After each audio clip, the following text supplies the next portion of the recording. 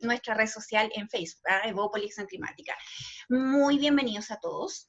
Vamos a partir entonces con don Marcelo Mena. Y Marcelo Mena, la mayoría lo conocemos, fue ministro durante el 2017 y 2018. Del último periodo de la ministra Bachelet estuvo él a cargo del Ministerio de Medio Ambiente.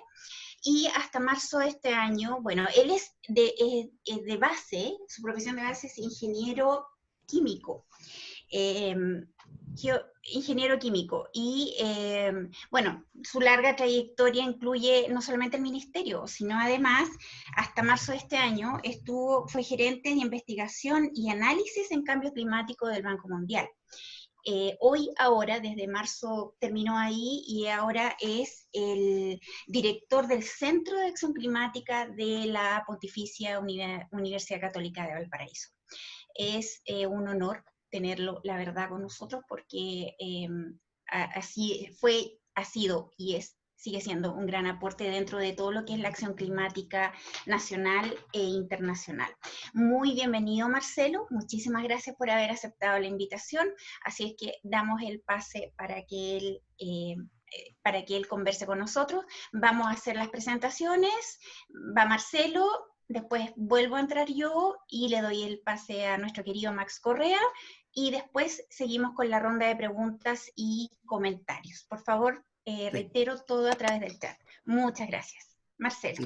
Sí, muchas gracias. Estoy tratando de abrir, justo se me quedó pegado el PowerPoint, pero sí, muchas gracias por la invitación. Mira, yo creo que lo importante acá, tener en cuenta que Chile tiene temas en los cuales estamos divididos, sin duda, y tenemos temas en los cuales estamos unidos.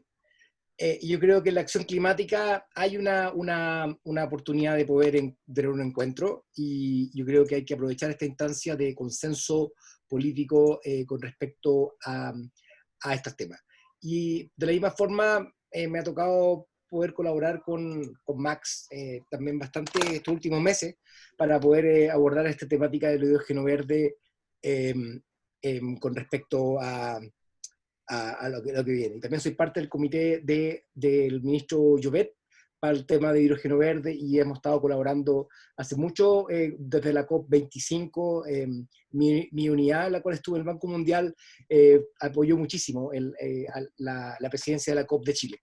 Ya, en cuanto, solamente comentarle súper rápido, no tengo que explicarle lo que es el cambio climático, pero lo que quizás no saben quienes son del público más general, es que las consecuencias del cambio climático y el crecimiento económico son tremendas, y por eso el Banco Mundial se involucraba tanto en eso. Hoy día casi 75% de los proyectos del Banco Mundial financiados tienen que ver con cambio climático, 30% del volumen de préstamo es asociado a cambio climático, y las metas que ha puesto el Banco Mundial es que 35% del financiamiento que tenga de acá hasta el año 2025 va a ser asociado al cambio climático. Así que, por tanto, es súper importante lo que se está abordando con respecto a eso, porque te va quitando crecimiento, te va quitando oportunidades, magnifica las desigualdades, afecta a los más pobres, y eso también se da a nivel continental, en donde en Latinoamérica los países más de menores ingresos son aquellos que son más vulnerables, y en el resto del mundo también esto tiene profundas implicancias a su crecimiento.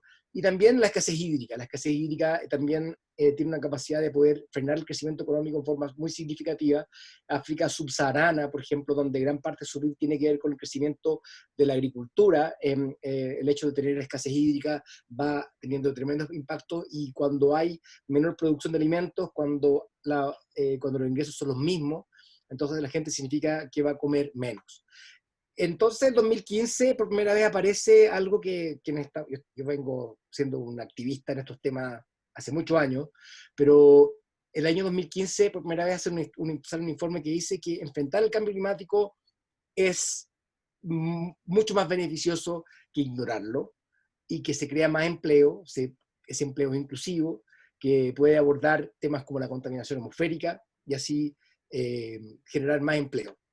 Pero también la adaptación es muy importante, y hay una brecha de financiamiento en adaptación. Hoy día no hacemos lo suficiente para abordar la adaptación, y trae beneficios tremendos. Hoy día Si bien hemos tenido desastres naturales, sabemos exactamente cuánto va a llover, dónde va a llover y potencialmente cuál es su impacto. Estuve el año pasado en Bangladesh, donde estábamos trabajando en esta Comisión Global de Adaptación, y, y veníamos justo después del ciclón Bol, no era Bola, era otro, pero murieron como 5 personas, y el mismo tipo de ciclón hace 40 años mataba a 300.000 personas. Entonces está cambiando, estamos mucho mejor preparados. La agricultura está mejor preparada, pero lo que hay que hacer es hacer más de eso. Y la infraestructura resiliente también es muy importante, etc. Para avanzar, porque me estoy yendo, porque esto es de hidrógeno verde. Hoy día Chile es un país extractivista y extrae el doble de minerales que el resto de los países de la OCDE, y por tanto es verdad, no es una exageración que somos un país extractivista, pero este extractivismo lo podemos transformar en algo nuevo, una transformación de la identidad productiva del país hacia algo que tenga que ver con una vocación renovable, incluido combustibles renovables.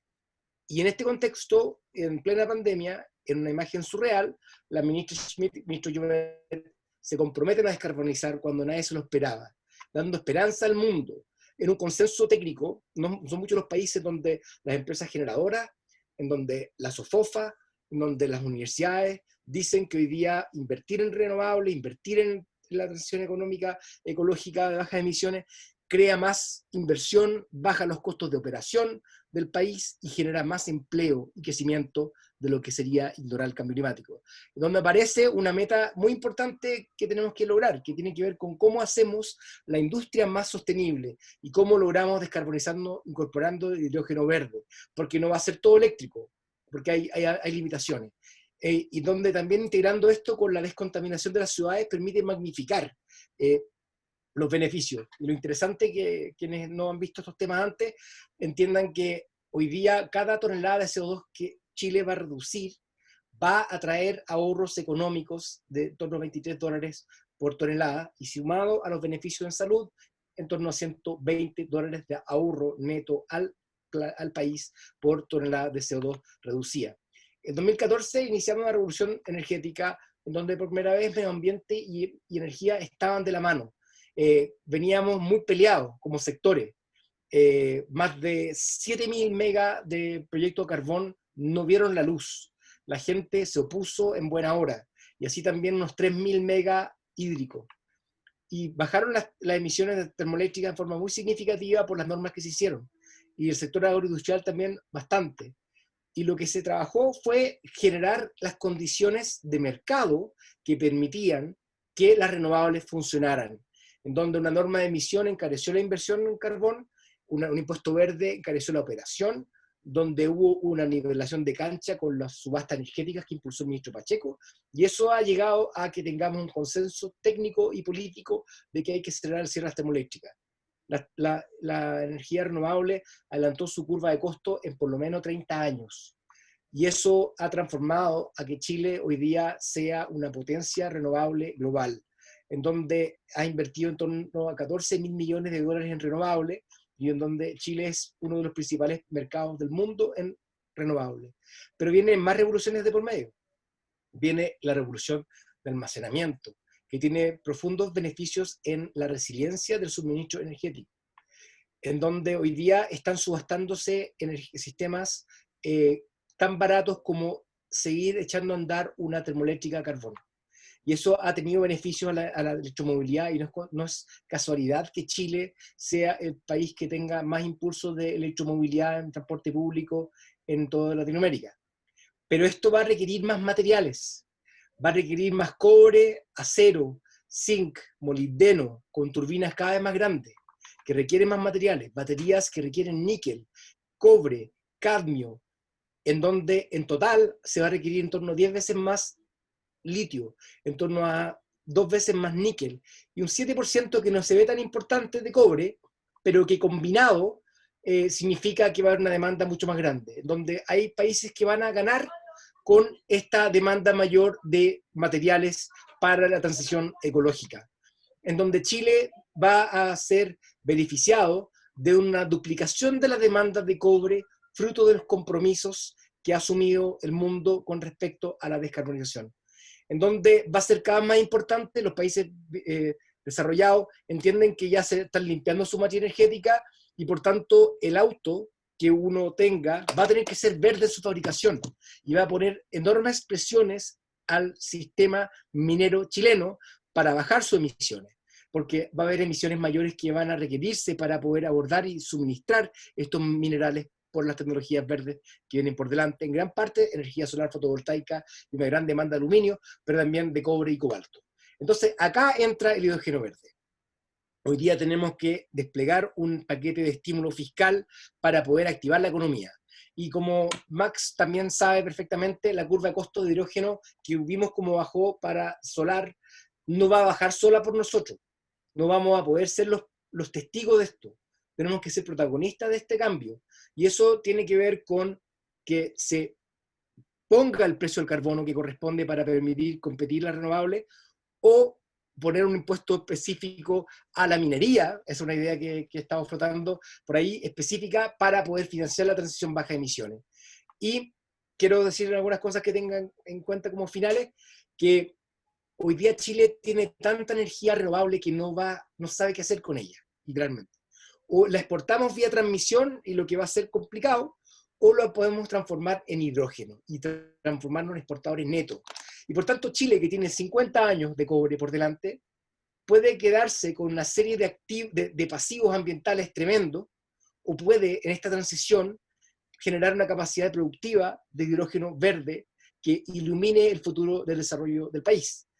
Chile tiene todo el potencial de ser el principal mercado de producción de hidrógeno verde del mundo, porque el insumo más sensible es la energía solar barata, abundante que tenemos en nuestro norte.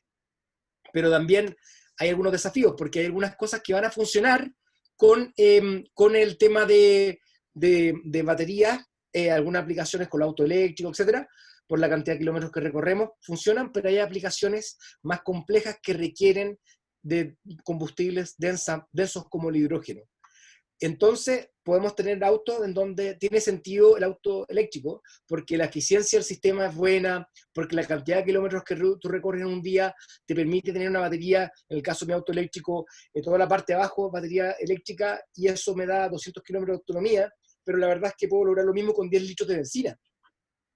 ¿Cómo competimos con eso? Cuando estás hablando de camiones, entonces ahí tienes que tener densidades energéticas mucho más grandes, en donde te requieres un alcance mucho mejor para poder hacer más rentable tu inversión. Y por tanto ahí entra el hidrógeno verde para la solución al transporte marino, al transporte de carga y a la aviación, que son el transporte de carga y aviación, son dos de los compromisos internacionales que hay con respecto a esos sectores, pero que no tienen solución técnica hoy día a la vista.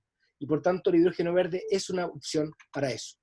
Chile tiene la chance de poder emitir bonos soberanos de deuda barata para poder invertir en esta transición, y el hidrógeno verde tiene una oportunidad de transformar una economía extractivista a una de un futuro infinito, pero para lograrlo tenemos que cambiar y de una buena vez tener una política industrial. Y lamentablemente Chile ha carecido. Tengo la esperanza con todos estos objetivos alineados que vamos a poder abordar esto y vamos a poder llegar a un consenso. Y la transición ecológica y la reactivación económica tienen un camino en común que puede ser sembrar las bases de los próximos 20 años de crecimiento del país en una forma mucho más sustentable de lo que hemos hecho hasta ahora. Muchas gracias. Muchas gracias, Marcelo. Muy precisa tu presentación. Vamos después a desarrollar la conversación y con las preguntas y comentarios de nuestros asistentes. Pasamos ahora a nuestro siguiente invitado, Max Correa, quien es además, bueno, para nosotros somos Evópolis Acción Climática, el área climática técnica del partido, y Max es un correligionario, él es Evópolis, es abogado de la Universidad de Chile, tiene un máster en política ambiental de la Universidad de Cambridge, tiene también un tremendo currículum, es director del Centro de Información de Recursos Naturales, CIREN, y es el director ejecutivo, como lo presenté al principio, del el Comité Solar e Innovación Energética de Corfo. Además, es concejal por Zapallar, la quinta región, y orgulloso papá de 3 niñitas. Damos el pase a Max.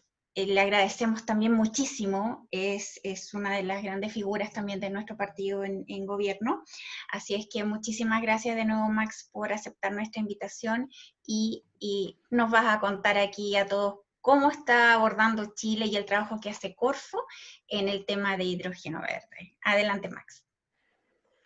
Muchas gracias, Angélica. Gracias por la invitación a la gente, a todo Evópolis. Y parto diciendo lo mismo que Marcelo, de que acá estamos ante un tema que genera solo consenso, amistad, buenas voluntades, donde se puede conversar, debatir con una altitud de miras distinta a muchos de los temas que estamos viendo hoy día en el país. Y no solo genera consenso entre oposición, gobierno, derecha, izquierda, sino que también dentro del gobierno hay lo puedo contar, es que hay un momento muy especial en torno al hidrógeno en que ha hecho que el ministro de Ciencia, la ministra de Medio Ambiente, el ministro de Energía, la ministra de Transporte, estén todos muy interesados en promover esto y en trabajar conjuntamente, ¿no? Y, por supuesto, la Corfo, que quizás fue de las primeras agencias del gobierno que vieron esto y que veía una oportunidad grande para el país, por eso la Corfo viene trabajando hace algunos años ya en esto. El hidrógeno es un tema que cuando uno se empieza a meter, te das cuenta lo fascinante que es, y de repente uno empieza ya a hablar en un nivel sin darse cuenta de que uno tiene que volver como a los conceptos más básicos para hablarle a la gente que escucha el tema por primera vez. Entonces, ahí Angélica, se pone uno medio técnico, la idea me imagino que este conversatorio era hacer más de divulgación. Solo entonces, pero para partir con conceptos quizás muy generales que no nombró Marcelo, y antes de entrar a lo que hace la Corfo, que es lo que voy a mostrar en unas láminas, para los que no saben lo que es el hidrógeno, obviamente es un elemento químico, el elemento químico más abundante del universo. No sé si alguno de ustedes ha leído los libros que están de moda del profesor Massa, y explica muy bien cómo se formó el universo, y lo primero que se forma son ni siquiera los átomos, sino que son los núcleos atómicos del hidrógeno, después del helio, y eso hace que se empape el universo de hidrógeno. Está en todos lados el hidrógeno. El Sol, nuestro Sol es puro hidrógeno, y el calor y la radiación que recibimos es una reacción nuclear en base a hidrógeno, ¿cierto? El problema es que el hidrógeno, si bien es muy abundante, nunca se encuentra aislado, sino que siempre está asociado a otros elementos químicos en distintas moléculas. Entonces, en el desafío que estamos viendo ahora de utilizar el hidrógeno y el hidrógeno verde, tenemos que ver cómo lo separamos de esa molécula de una manera limpia, de una manera utilizando energías limpias, para poder hablar de hidrógeno verde, para poder de esa manera aprovechar sus potencialidades, sus características energéticas enormes que tiene. Entonces, voy a pasar de inmediato a la presentación de lo que hace Corfo. Y quizás agregar, perdón, me quedó en la introducción también, es que hoy día en el mundo se usa mucho hidrógeno, para que la gente lo sepa. Son millones de toneladas de hidrógeno que se utilizan, pero el hidrógeno es tomado de moléculas de hidrocarburo. Por tanto, en su producción hay emisión de gases de efecto invernadero. El desafío mundial ahora, en la transición energética, de salirnos de los combustibles fósiles, y donde el hidrógeno se transforma en una oportunidad, es poder usar ese hidrógeno pero de manera limpia. ¿Y cuál es la oportunidad que estamos viendo? Es sacar la molécula del agua, el H2O, separar el H del O, utilizando corriente eléctrica de energía renovable, y quedarnos con ese hidrógeno, pero que ahora viene con el apellido verde. Lo primero que quiero poner en claro es que, ¿por qué está la Corfo metida en esto? Marcelo lo describió, claro, como una oportunidad económica también del país, pero muy, muy enfocado también en los beneficios ambientales que trae. Y si bien es cierto, el hidrógeno está viviendo un boom en el mundo, en Europa, en Asia, en Australia, donde los países están invirtiendo muy fuerte, asociado a los compromisos de carbono neutralidad y de transición energética de los países. Eso a la Corfo le es muy relevante, pero la Corfo ve en esto también la posibilidad de diversificar nuestra economía, lo que nombraba Marcelo también, de sofisticarla y de generar un nuevo sector económico para Chile que, si se cumplen los supuestos y las predicciones que estamos haciendo, puede llegar a ser incluso tan grande como es hoy día la minería. Para que se hagan un orden de magnitud, al 2050 los estudios mundiales dicen que el hidrógeno va a ser de un tamaño económico más o menos de la mitad de lo que es hoy día el mercado del petróleo. Entonces, es algo que se viene y se viene muy fuerte, y el desafío está cómo Chile nos metemos ahí, y por eso Corfo está trabajando de forma temprana, y también el Ministerio de Energía, obviamente. Entonces, Corfo lo adoptó dentro de su eje estratégico como uno más, y de forma clara y con fuerza. Corfo quiere ser un actor en esta nueva industria del hidrógeno verde, ¿ya?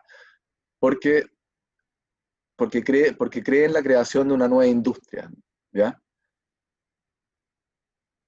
¿Dónde Corfo se siente con mucha experiencia y con mucha espalda para poder decir esto de que va a tener un rol en la creación de nueva industria? Porque así lo ha hecho durante los 80 años de existencia de la institución. Muchísimas de las compañías hoy día que se transan en el IPSA, ¿cierto? Fueron creadas en su minuto por Corfo. Ahí ponemos el ejemplo de Endesa, ENAP, Jansa, CAP, Entel, después de esa, un poco más recientemente. Pero Corfo está en el corazón de Corfo el contribuir en la creación de nuevas industrias.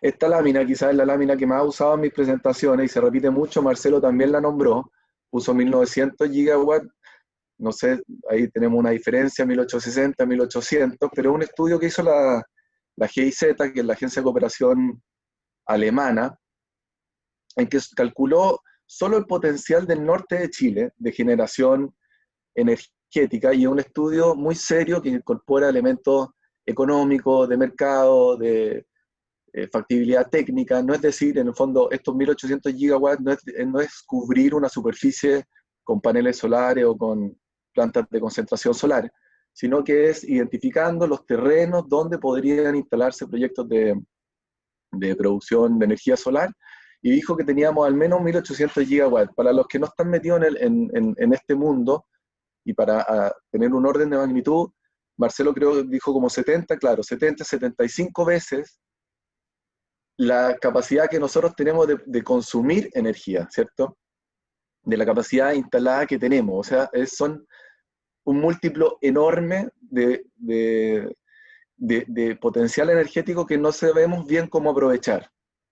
Una alternativa podría ser que desde Chile se exporte electricidad, se interconecte con red eléctrica a Sudamérica. Otra sería atraer industria intensiva en energía al norte de Chile, pero eso ha avanzado lento y tiene sus dificultades.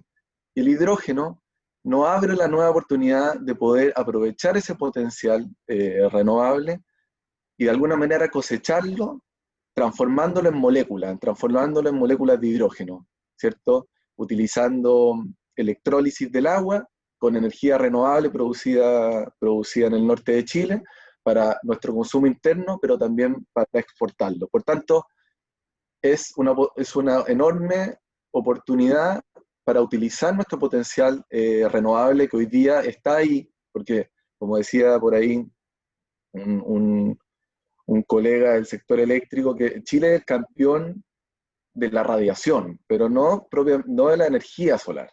Nosotros somos el país quizás con la mejor radiación del mundo, pero todavía estamos muy lejos de poder capturar todo ese valor que tenemos.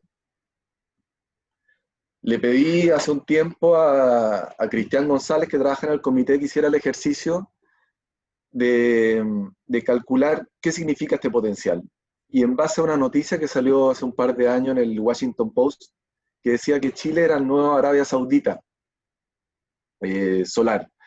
Entonces lo que hizo Cristian González, que es un tipo muy mateo y académico, tomó las reservas declaradas de petróleo de Arabia Saudita y hizo el cálculo, por ahí tengo la memoria de cálculo si alguien quiere verlo, hizo el cálculo de cuánta energía tenía Arabia Saudita bajo tierra, ¿cierto? Y le dio que eran 167 petawatts. Y con el cálculo de los 1800 gigawatts que hizo la GIZ en el norte de Chile, le dio que nosotros éramos capaces de tener 171 petawatts, es decir, teníamos un potencial más grande que Arabia Saudita en el desierto de Atacama, y obviamente el de Arabia Saudita está calculado una vez, ¿cierto? El de Chile no se extingue por usarlo, ¿cierto? Si uno usara esos 167 petawatts, quiere decir que sacó todo el petróleo, todas las reservas declaradas, y quemó ese petróleo, y se quedó sin más. En el caso de Chile, al sol le queda más o menos la mitad de su vida útil, le quedan otros 3.000 millones de años para seguir emitiéndonos radiación, así que nos queda para rato. O sea, efectivamente, Chile tiene ese potencial. En una presentación que hizo hoy día el vicepresidente Pablo Terraza sobre este mismo tema de la creación de industria, puso esta lámina para dar un ejemplo de cuánto se demora desde el desarrollo más germinal de una idea, de investigación básica sobre una tecnología, hasta que ésta se masifique, se escale y tenga usos comerciales. Puso, por ejemplo, no está acá, pero en el GPS, ¿cierto?, que viene desde Einstein a principios del siglo XX, a través gracias a la teoría de la relatividad, ¿cierto? Las aplicaciones que hoy día usamos con GPS, en el Waze, en aplicaciones que usamos todos los días, usan esa tecnología y tuvieron que pasar 100 años. Lo que quiero decir con ese ejemplo es que el tema de hidrógeno es una tecnología también muy antigua. En la electrólisis se conoce hace muchísimo, hace 100 años, ¿cierto? El hidrógeno fue aislado, descubierto por Cavendish hace muchísimos años también. Entonces, la tecnología está madura. El tema ahora es cómo lo hacemos costo competitivo y podemos lograr que se masifique y escale, pero la tecnología existe, ¿ah? No es un tema de que estemos esperando de que salga una nueva solución mágica para poder usar el hidrógeno. Ya con lo que tenemos, la tecnología nos basta.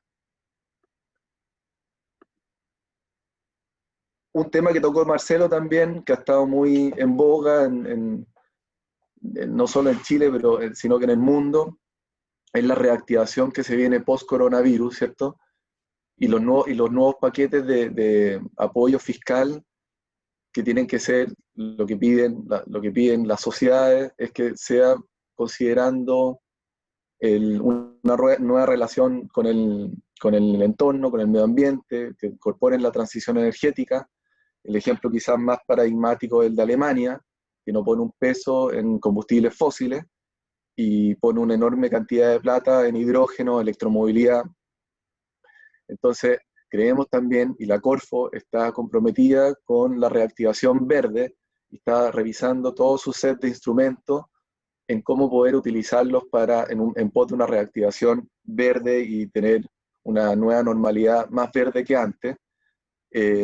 Y así sacamos con la Gerencia de Inversión y Financiamiento un crédito verde recientemente, y estamos a puertas de adjudicar otros instrumentos que voy a nombrar más adelante que tienen que ver con esto. ¿Y por qué? Hay algunas cifras de Chile y el mundo, de la cantidad de empleos que se pueden generar en base a esto son enormes, la cantidad no es un mal negocio, al revés, es una tremenda inversión. Leí hace poco en Bloomberg que era la relación en cuántos empleos directos genera la construcción de una planta tradicional de generación de energía en base a fósiles comparado con los empleos directos de una planta fotovoltaica, y creo que uno eran 2.5 contra 7.5. O sea, esto genera mucho empleo y por eso los países, sobre todo Europa, está decididamente apostando por esto. Bueno, esto ya no me quiero repetir con lo que mostró Marcelo. Estas fotos son bien, hablan por sí mismas, ¿cierto? Dónde estamos ubicados como país, de ahí la foto del presidente Piñera en los temas que estamos metidos y el compromiso serio y firme que está tomando el país, el primer país en vías de desarrollo de adoptar la carbono neutralidad y va a hacerlo de manera vinculante a través de la ley de marco de cambio climático, que ya pasó muy bien sus primeras instancias legislativas en el Congreso. ¿Qué ha hecho Corfo últimamente? Esta es una imagen que quiero. ¿Por qué puse todos esos logos? Porque el año pasado hicimos un levantamiento en 4 regiones del país de distintas brechas con respecto al hidrógeno, pero muy participativo con el mundo privado. Porque la idea acá, esto no va a volar desde lo público, no va a volar solo desde lo privado, sino que se requiere coordinación público-privado y privado-privado. Se tienen que establecer alianzas, se tienen que establecer contactos en las distintas partes de la cadena de valor. Entonces Corfo está haciendo una pega y esto fue utilizado está siendo utilizado como insumo en la generación de la estrategia que está haciendo el Ministerio de Energía, que es básicamente la visión que tienen las empresas hoy día con respecto al tema. Y lo que nos dimos cuenta es que todos están unánime de que todos ven una visión y un potencial enorme en el uso del hidrógeno y de transformarnos como país en un país exportador de hidrógeno o sus derivados. Corfo está apoyando desde hace un par de años 2 programas de transformación de camiones mineros que actualmente utilizan diésel, ¿cierto? Lógicamente, en la minería a que sus motores sean en base a hidrógeno. Y esto tiene dos razones o 2 fundamentos que se mantienen todavía, y Corfo mantiene todavía la fe en que la apuesta fue la indicada, si bien los consorcios no han avanzado a la velocidad tal vez que uno quisiera. ¿Por qué? Porque los camiones de la minería, o sea, primero el transporte, y esto me puede ratificar Marcelo, el transporte del sector que mayor aporta a la emisión de gases de efecto invernadero en el país, ¿cierto? Por bastante. Y dentro del transporte, ¿cierto? No sé si están catalogados los camiones mineros como dentro del transporte o como dentro de la minería, pero el punto es que cada uno de estos camiones CAEX utiliza más o menos 3.000 litros de diésel al día. Para que se hagan una idea, el auto uno lo llena con ¿cuánto? 30 litros, 40 litros, y le dura, depende de cuánto uno ande, pero te dura por lo menos un par de semanas. Bueno, estos usan 3.000 al día cada uno de ellos. Entonces la apuesta es descarbonizar o reemplazar el diésel, ¿cierto?, en la minería por hidrógeno, y algo que es súper factible. No solo lo está haciendo Chile, sino que hay Sudáfrica también está bien avanzado con esto, Australia también están haciendo pilotaje, pero la apuesta de Chile es poder no solo sacar el diésel de la minería, sino que tener un poder de compra, porque uno de los grandes problemas del hidrógeno hoy día es huevo y la gallina, ¿cierto? Que hay poca inversión en la oferta porque hay poca demanda y viceversa. Entonces, nosotros en la minería tenemos se dan las condiciones habilitantes para que en un mismo sector haya un poder muy grande de compra y con la generación ahí mismo, ¿cierto? Porque muy cerca de las faenas mineras está la radiación solar necesaria para producir energía verde y por tanto hidrógeno verde. Y además la minería utiliza agua, ¿cierto? Y el hidrógeno verde requiere separar la molécula del agua. Ahora bien, quiero decirlo desde ya, el tema del agua, obvio que es un tema sensible, sobre todo en el norte de Chile, pero los cálculos que han hecho los expertos es que es muy poca agua lo que se requiere para reemplazar el diésel en la minería. No tengo el número porcentual exacto ahora, pero estamos hablando de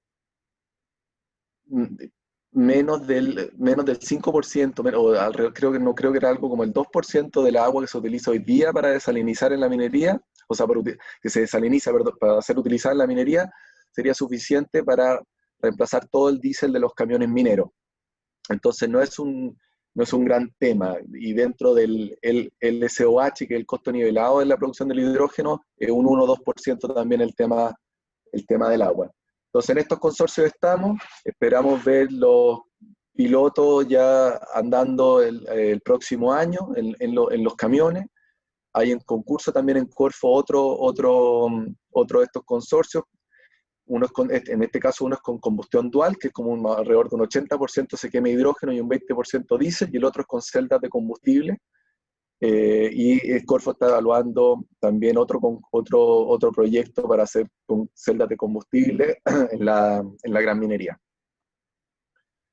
Otra iniciativa que fue anunciada hoy día en la mañana por el vicepresidente de Corfo es que, junto con bienes nacionales, tenemos un terreno de 11.000 hectáreas con una tremenda potencial de generación de energía, con la radiación que ya contamos, y sobre los cuales se ha gastado cerca de $1 millón en estudios de preinversión. Y que además está cerca de un tral que relave, que es un pasivo ambiental, de la cual se podría obtener agua. Y la idea es que Corfo salga a licitar o a hacer una manifestación de interés, un RFI, al mercado para que digan qué es lo que harían en este terreno, un proyecto energético incorporando la producción y uso de hidrógeno, o de amoníaco, o de metanol, o alguno de sus derivados. Esto esperamos lanzarlo dentro de este año, y probablemente irá con un premio adicional de tratar de utilizar fondos que recibe Corfo para I+D por los contratos del litio en el desierto de Atacama, tratar de tener un aporte adicional utilizando esos recursos para que sea aún más atractivo para que alguna empresa se anime a desarrollar un proyecto energético ahí que incorpore hidrógeno. Porque como dijo Marcelo, acá lo que se necesita es generar proyectos. No van a bajar los precios, no se va a masificar por sí solo. Se necesita generar proyectos, y proyectos que catalicen otros proyectos y que generen competencia, capital humano calificado, se prueben supuestos de temas de seguridad, etcétera, en el país. Entonces, Corfo está enfocada junto con el Ministerio de Energía y quienes están colaborando en tratar de acelerar esto, levantando los primeros proyectos. Un proyecto, por ejemplo, con el cual hemos estado trabajando con Marcelo para ver cómo lo ayudamos a buscar financiamiento internacional, es es público, un proyecto que quiere levantar ENAEX, que es la empresa que produce explosivos en Chile, ¿cierto? Fracturación de roca, con el gran gigante energético belga francés Engie. Y lo que quiere hacer ENAEX es, en vez de tener que importar amoníaco, que el amoníaco es NH3, ¿cierto? El nitrógeno con hidrógeno, en vez de tener que importarlo, que es lo que hace hoy día, y que es obtenido en base de la reformación del gas, por tanto tiene una muy alta huella de carbono, quiere producirlo localmente en Chile a través de hidrógeno verde y combinándolo con el nitrógeno, ¿cierto? Obviamente el problema son los costos, los cálculos que le dan es que todavía está lejos de ser competitivo con la importación del amoníaco en base a gas, pero estamos buscando las oportunidades, y Marcelo ha sido súper colaborador y útil en abrirnos puertas con el Banco Mundial y con otras instancias internacionales de colaboración, pero siempre con la dificultad de que Chile también ya se graduó de ser país susceptible de recibir fondos, porque pasamos a un nivel de desarrollo que ya nos graduamos de esa categoría, por tanto el desafío está aún mayor. Pero lo pongo como ejemplo de empresas que hoy día están trabajando conjuntamente para tratar de sacar proyectos grandes adelante. Para que se hagan también orden de magnitud, el piloto de este proyecto cuesta $100 millones.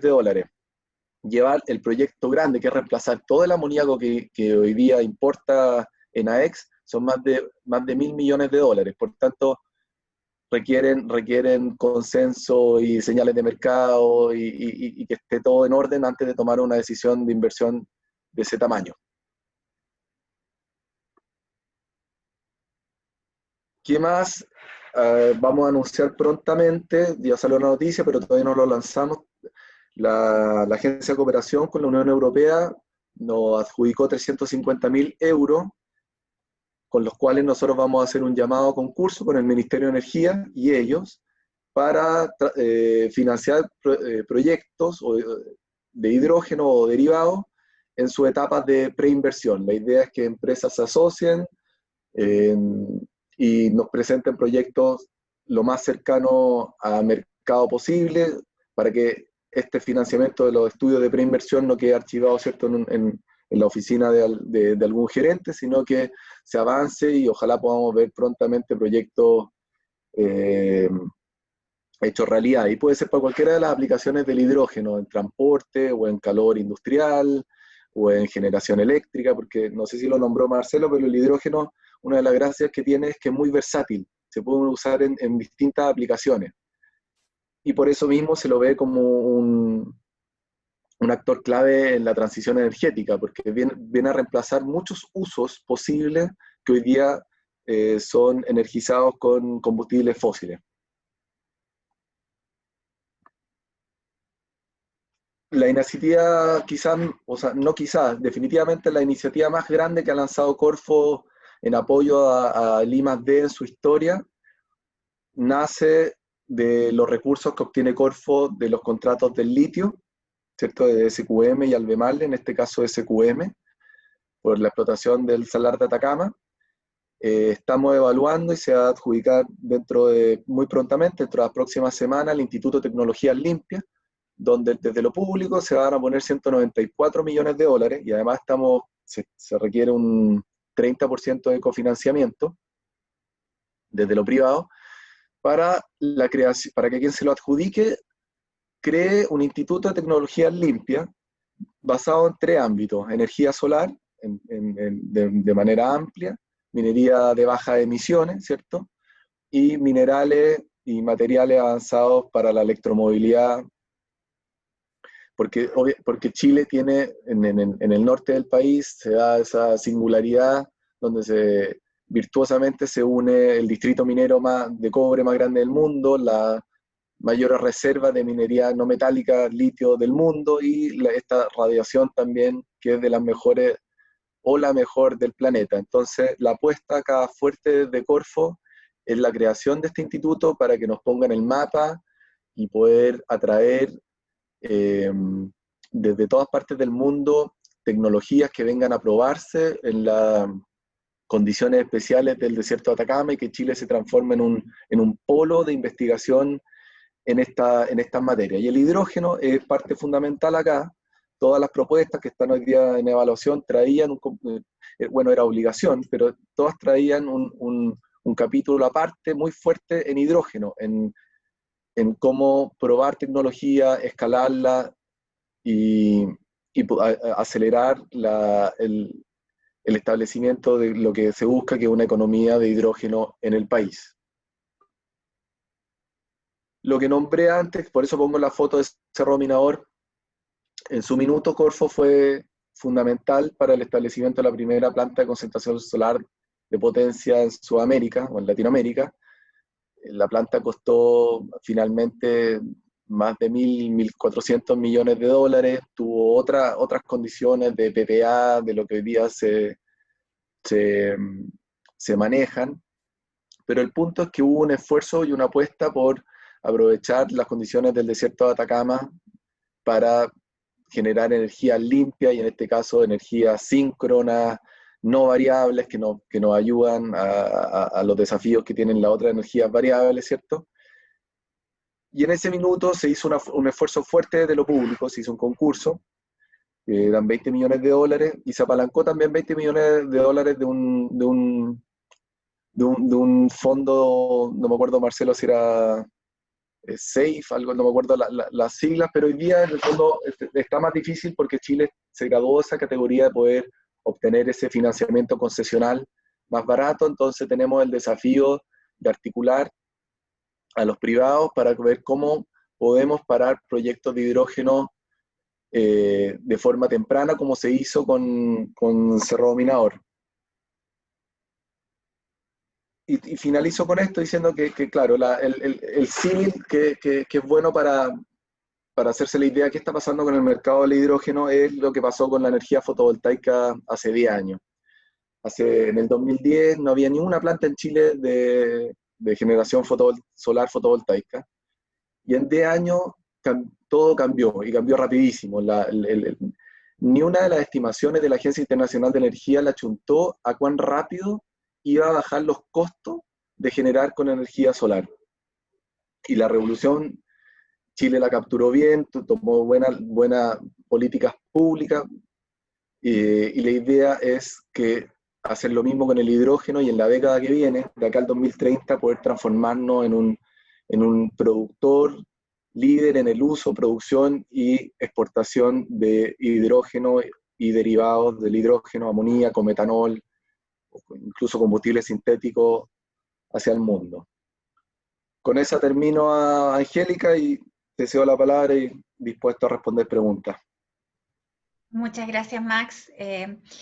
Vemos que en realidad se está trabajando bastante de hace tiempo y que Corfo tiene un papel muy importante en ese sentido, así es que creo que nos ha quedado bastante claro gracias a tu presentación. Vamos a empezar, por tema de tiempo, vamos a empezar inmediatamente con las preguntas. Tenemos acá las voy a ir dando de acuerdo al orden en que las están haciendo, ¿ok? Un estudiante que tenemos acá, un estudiante de publicidad y de periodismo, pregunta, y está haciendo su tesis de grado sobre el capital humano para el desarrollo de la economía del hidrógeno verde. Pregunta, ¿qué tipo de capital humano específico, tanto a nivel técnico como profesional, es necesario para desarrollar esta industria en el corto y largo plazo? Por ejemplo, si se necesitan diferentes técnicos para operar las distintas tecnologías, como las celdas de combustible o las estaciones de carga. Esto es interesante porque en el fondo es ver cómo va a impactar esta tecnología y este combustible en el sector laboral. Cualquiera de los dos que pueda responder, o ambos, agregar acá su visión. Si quieres parto, Quizá, Max. mira, como respuesta a eso, no tengo exactamente, no te voy a decir dónde están cada una de las capacidades o cualificaciones laborales que se necesitan, porque, número uno, el hidrógeno, como digo, tiene muchísimas aplicaciones, ¿cierto? Pero es un gas y se maneja como un gas, así que hay experiencia en el manejo de gas natural, gas natural licuado, GLP en Chile. El tema es que van a tener que generarse competencias nuevas, y eso hay que hacerlo con tiempo. Y la estrategia que está generando el Ministerio de Energía tiene un capítulo específico sobre capital humano, y el Ministerio espera lanzarla, entiendo que en los próximos meses. Hay una cumbre en el mes de noviembre en Chile de hidrógeno verde. No sé si en ese minuto va a ser lanzada la estrategia o no, pero el tema capital humano está siendo hoy día abordado y conversado con la industria, y hay mesas técnicas que están tratando el tema para levantar cuáles son las cualificaciones que se necesitan y prepararse tempranamente. Y no es solo el operador de la hidrolinera, sino que incluso el bombero. Te fijas, cómo se quema el hidrógeno, la llama es distinta a cómo se queman otros gases en términos de como la velocidad de inflamación, o si es o no visible, cuando sí se va a requerir la formación de mucho capital humano en distintos niveles de avance en la materia, y eso está recogido como un capítulo propio en la estrategia. O sea, es un tema muy relevante que se le va a dar y se está trabajando con las universidades, con los institutos técnicos. O sea, es un tema que sí lo está mirando, y sobre todo desde el Ministerio de Energía. Muchas gracias, Marcelo. Sí, por la misma línea, yo diría que también van a haber ingenieros químicos, mecánicos, eléctricos, electrónicos, claramente metidos en esto. Los técnicos que tengan que ver con administrar, suministrar y preocuparse de la seguridad, ¿no es cierto?, de almacenamiento de hidrógeno. Los técnicos que tienen que ver con la mantención y la operación de este tipo de tecnologías, pero como las aplicaciones son tan altas, estamos hablando de potencialmente exportación y por tanto temas navieros, tema de uso en el sector marítimo. también va a requerir entonces gente que conozca esta tecnología, tema de aviación, generación eléctrica, va a ser la gente que generalmente opera una planta anteriormente termoeléctrica, esta va a ser termoeléctrica a hidrógeno verde. Pero también hay que destacar que esto no va a ser una solución estrictamente técnica y por tanto va a haber un montón de barreras que superar de tipo social. Uno de los temas que tiene que ver con el hidrógeno es cómo abordamos la problemática con el agua, ¿no es cierto? Cómo se vea como una ventaja, cómo abordar la inquietud social que pueda generar mayor tratamiento de desaladoras, por ejemplo. ¿Y de dónde viene esto? Entonces, yo creo que lo importante acá es tener en cuenta que esta tecnología no va a ser una solución, una bala de plata, si es que no somos capaces de poder abordar las inquietudes sociales que se dan, porque las tecnologías cuando se despliegan con la misma mentalidad de la crisis climática que hemos estado viendo hoy día, probablemente vamos a tener problemas. Y le voy a dar solamente un ejemplo cortito. Cuando hicimos el primer punto limpio de la Universidad Andrés Bello, cuando yo era profesor de Andrés Bello, yo decía, pucha, los cabros van a estar felices con este punto limpio, el primero de toda la comuna de Santiago, y sigue siéndolo. Con triciclos, ¿quién va a estar en contra? Y no me había dado cuenta que le estaba quitando el espacio que tenían ellos para estudiar al instalar este punto limpio. Y por tanto, y tampoco me había preocupado de su inquietud de que estuviera estudiando la comunidad y por tanto que tuvieran que preocuparse de que llegaran gente extraña a reciclar. O sea, lo que voy yo es que hay que abrir la mentalidad y las habilidades blandas son muy importantes en esta transición ecológica que tiene que ser inclusiva y justa. Oye, Angélica, quizá agregar que dentro de, por ejemplo, del Instituto de Tecnología Limpia, también hay un capítulo de capital humano, porque estamos súper conscientes de Corfo de que lo que se necesita también es generar capacidad acá en Chile, ¿ya? Y generar profesionales y técnicos desde Chile para que se queden en Chile y que no vengan, ¿cierto?, de todas partes del mundo y a usar esos puestos de trabajo que pudieran ser suplidos por profesionales chilenos. Entonces hay un desafío de formación muy importante y que el gobierno y la Corfo, en este caso, con los instrumentos que está levantando, lo tiene sumamente claro. En ese sentido, ¿se está trabajando ya, por ejemplo, con alguna universidad o un grupo de universidades? Porque estamos hablando de competencias nuevas también. Entonces, ¿hay algún tipo de proyección en ese sentido? Porque ya hay que pasarlo entonces directamente a lo que es la formación profesional. Sobre todo en la educación superior. ¿Hay algo que se esté viendo en ese sentido hoy? O sea, Yo puedo con hablar universidades, de la institutos universidad, profesionales. sí, voy a hablar de la universidad, pero de repente Max probablemente lo sabe como más político-Estado, pero lo que el Centro de Acción Climática se compromete ante el financiamiento del Ministerio de Educación es transversalizar el tema de acción climática, fundamentalmente temas de resiliencia, en educación tercero y cuarto medio, que tiene una modificación curricular reciente que ha tenido que hoy día tengan un curso nuevo que se llama Ciencias para la Ciudadanía y que tiene una componente de cambio climático muy importante, en donde el trabajo interdisciplinario es muy importante porque es para darle más significancia a las ciencias que están aprendiendo. Eso es súper interesante. Pero tenemos un compromiso de hacer un minor de acción climática dentro del pregrado y incorporar esto en el posgrado. Y por tanto, por ejemplo, este mismo domingo, este sábado, tengo clases para el magíster de mercado financiero, en donde, por ejemplo, no estamos hablando estrictamente de hidrógeno verde, pero estamos hablando de la transición de bajas emisiones, tiene una serie de requerimientos para los mercados financieros, incluidas las regulaciones, declaración de transparencia, de los riesgos climáticos que tienen por delante, etc. Entonces, yo diría que habrían pocas disciplinas en las cuales esta transición ecológica no le toca. Algo hay, fundamentalmente en temas de adaptación. Estrictamente hidrógeno verde, por el tamaño de las tecnologías, etcétera, no estoy seguro que podamos llegar a ese nivel de especificidad, pero yo creo que claramente cada una de las disciplinas más directamente relacionadas, como ingeniería mecánica, química o eléctrica, van a aparecer programas actualizados.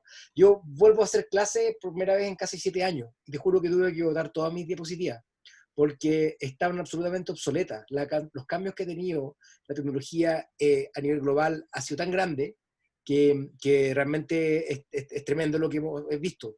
En los últimos 5 años, o sea, si estás hablando de temas solares y no estás actualizado de los últimos 2 años, estás perdido. Temas de batería, estás perdido. Hidrógeno verde, yo creo que va a ser lo mismo. Perfecto. Vamos a pasar a la siguiente pregunta. Muchas gracias a ambos. ¿Cuánto tiempo es el del ejemplo de energía solar del desierto? Se refería un poco a lo que estaban mostrando, en este caso, bueno, Max, respecto de la energía de la Corfo y el trabajo en la energía solar. No te cacho bien la pregunta. ¿Cuánto La tiempo hay verdad, que...? me da la Es como, idea, Cristian me da la Fuentes, si impresión de que es está por como, ahí, claro. ¿Cuánto tiempo es el del ejemplo de energía solar del desierto? Eso estaba en una de tus La diapositivas. comparación, la comparación Sí, que hice con Arabia Saudita, sí, 25 años fue. O sea que en el fondo tú producías ahí 170 petawatts en 25 años y en esos 25 años se quemaban el recurso del combustible bajo tierra de Arabia Saudita. Creo que así está pensado. O sea, esa es la pregunta que me están haciendo. sí, me imagino que esa es sí. Marcelo, no, yo creo que en la escala de tiempo, básicamente lo que está diciendo, me imagino, pero básicamente cada año llega a ese potencial, estamos hablando de los mismos números, tremendo, y por tanto hay que ver si es que nos integramos energéticamente con otros países, de manera a poder tener la energía hídrica, por ejemplo, de noche, que hay mucha de Brasil o de Paraguay, ¿no es cierto? Y que exportar nuestra energía solar hacia ello, pero hay un tema de densidad energética, que la cantidad de energía que uno puede llevar digamos, por metro, digamos, de línea de transmisión no es tan alta, y por tanto, si fue doloroso tramitar un proyecto que me tocó a mí como Cardones por Paico, me imagino cómo será estos proyectos mucho más grandes que se deberían hacer. Y es por eso que almacenarla es una solución interesante, y exportar este Claro. combustible hacia otros países. Transformarlo a moléculas. perfecto. Otra pregunta, bueno, acá tenemos a Víctor Celis, que es uno de nuestros climáticos senior, ahí está, se le puede ver, los saluda a ambos y dice, ¿cómo afecta al equilibrio del agua una producción muy masiva de hidrógeno? Sobre todo si una mayoría de lo producido se exporta, con lo que el agua, producto de la combustión del hidrógeno, se va a recuperar en otras latitudes. Cualquiera de los dos que pueda responder. Si quieres parto solamente para... Mira, aguas servidas, esa es la palabra. Hoy día tenemos aguas servidas que se botan al mar. Esa agua sí se pierde al mar. Yo creo que es odioso cuando uno habla de que se pierde el mar porque no se aprovecha comercialmente, pero en este caso sí se bota al mar. Ciudades como Iquique, Antofagasta, descargan sus aguas crudas al mar. Valparaíso, Viña. Entonces, por lo tanto, es mucho más barato tratar esa agua y más encima le da un cariz distinto. La opción que se está viendo muchas veces es desalar. Y si bien puede ser interesante, eso significa 5 veces más consumo energético que tratar el agua servida. Y por lo tanto yo creo que va a ser mucho más factible el uso de agua servida. ¿Cómo afecta ese balance hídrico? Tengo la impresión de que no es tanto en la zona de escasez hídrica, es tema, pero en el balance hídrico más global creo que no es tanto el problema que se pueda ver, pero yo creo que quizás Max tiene más No, números sobre la mesa.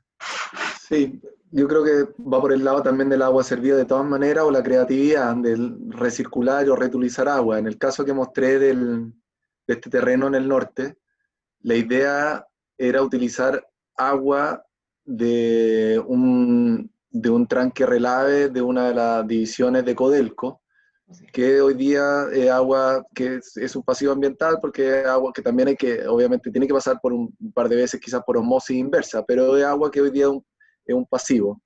Y con respecto a la desalinización, todos sabemos que tiene sus costos ambientales. La salmuera es un tema, ¿cierto? Y lo hemos visto.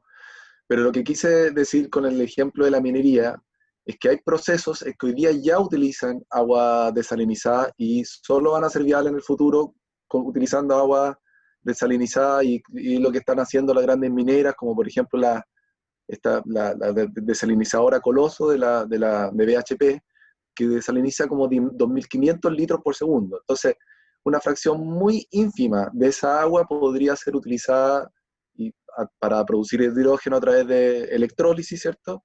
Y reemplazar el diésel que ellos utilizan en los camiones.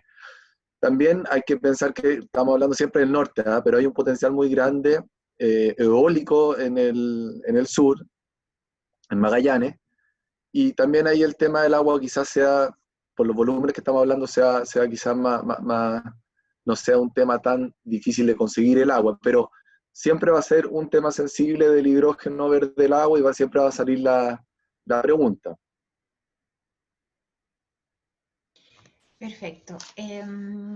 Cristóbal Fernández los saluda, buenas noches. Consulta, ¿puede ser una idea? Dice, ¿se puede bajar impuestos para maquinaria, vehículos, generadores, etcétera, a hidrógeno y sus sistemas de mantención a personas particulares y personas jurídicas para introducir la tecnología más rápido? Gracias. O sea, dice, bajar los impuestos por un tiempo. ¿Es viable? Me ha tocado diseñar este tipo de impuestos y generalmente un impuesto al fomento del uso de transporte privado sería extremadamente regresivo y por tanto lo que hay que dejar es que esta curva de costos baje porque esa sí va a bajar sola y se espera que el año 2025 la paridad energética se va a lograr para temas eléctricos por lo menos, hidrógeno está más caro. ¿Ya? Lo que es importante destacar en esto, lo que he aprendido en las discusiones que he estado con Max y otros, es que esto requiere quemar etapas de desarrollo. Y por tanto no tienes que hacer la primera planta para hacer algo, por ejemplo, el caso de amoníaco verde, después puedes pasar a una etapa de hidrógeno para los camiones, y así vas quemando esas etapas y al mismo tiempo haciendo que la tecnología de hidrólisis sea cada vez más barata.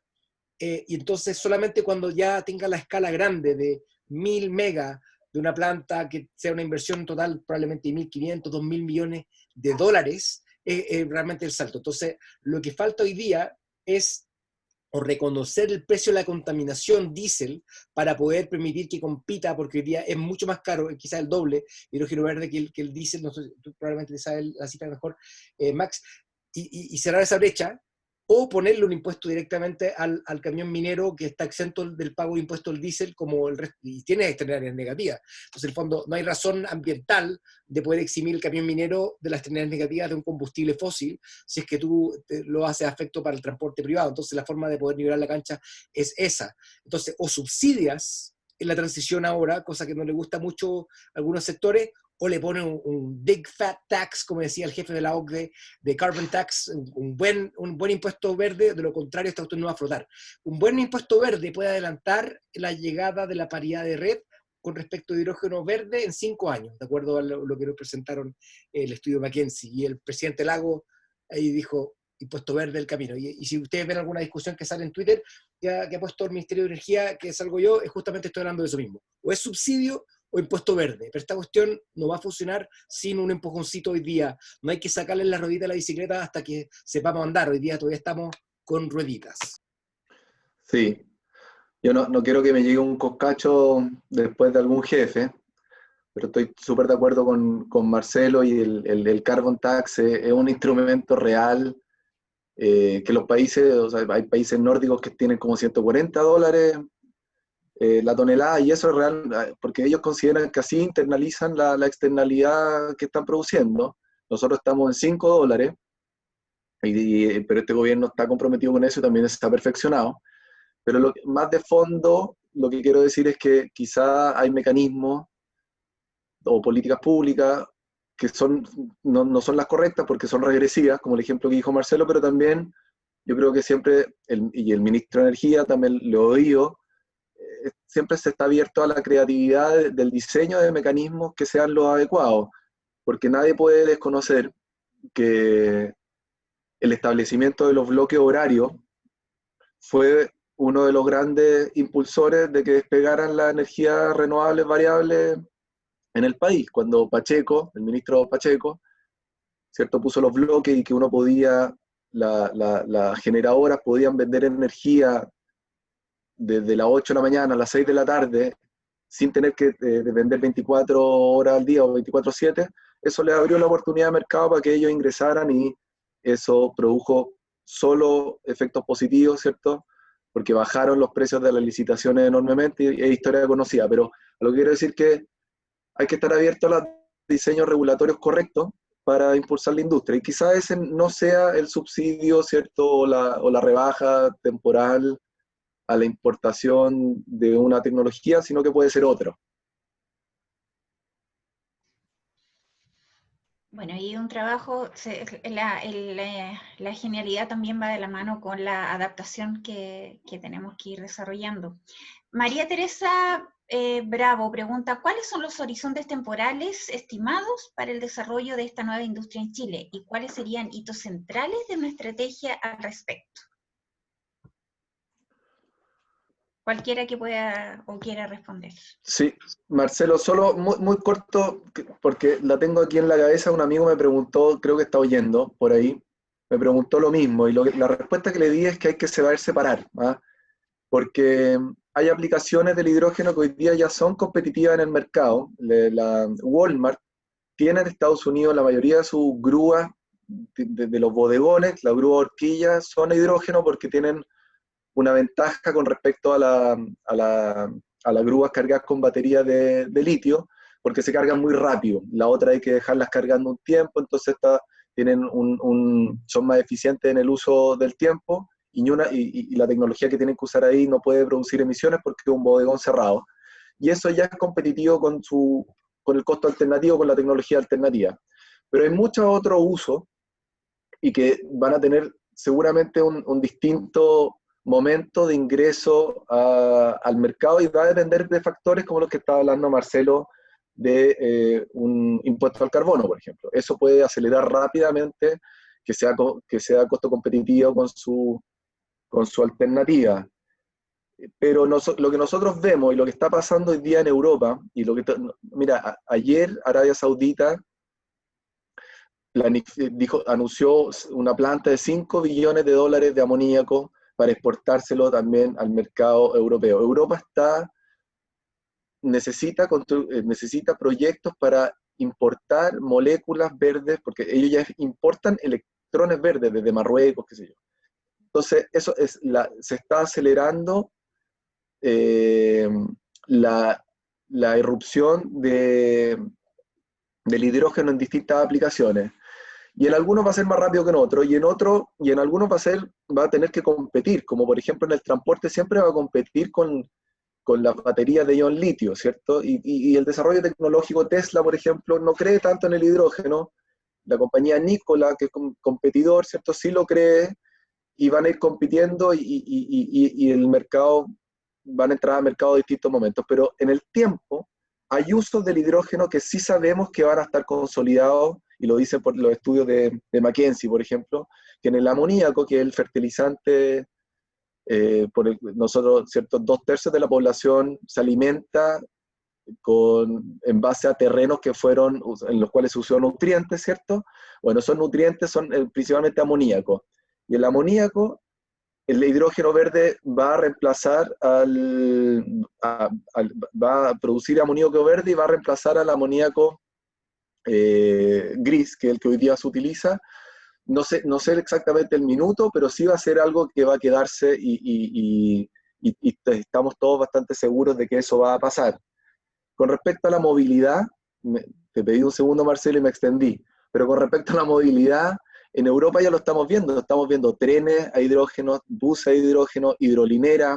California también, Estados Unidos, tiene una red gigante ya de hidrolineras. Yo el año pasado me tocó viajar a Canadá, y en Vancouver anduve en un Toyota Mirai, que es un auto a hidrógeno, que para que se hagan una idea, con 1 kilo de hidrógeno anda 100 kilómetros, comparado con un litro de diésel, ¿cierto? O al revés, que necesitas 6 litros de diésel para andar en el Toyota equivalente, los mismos 100 kilómetros. Entonces, en movilidad se está avanzando muy rápido.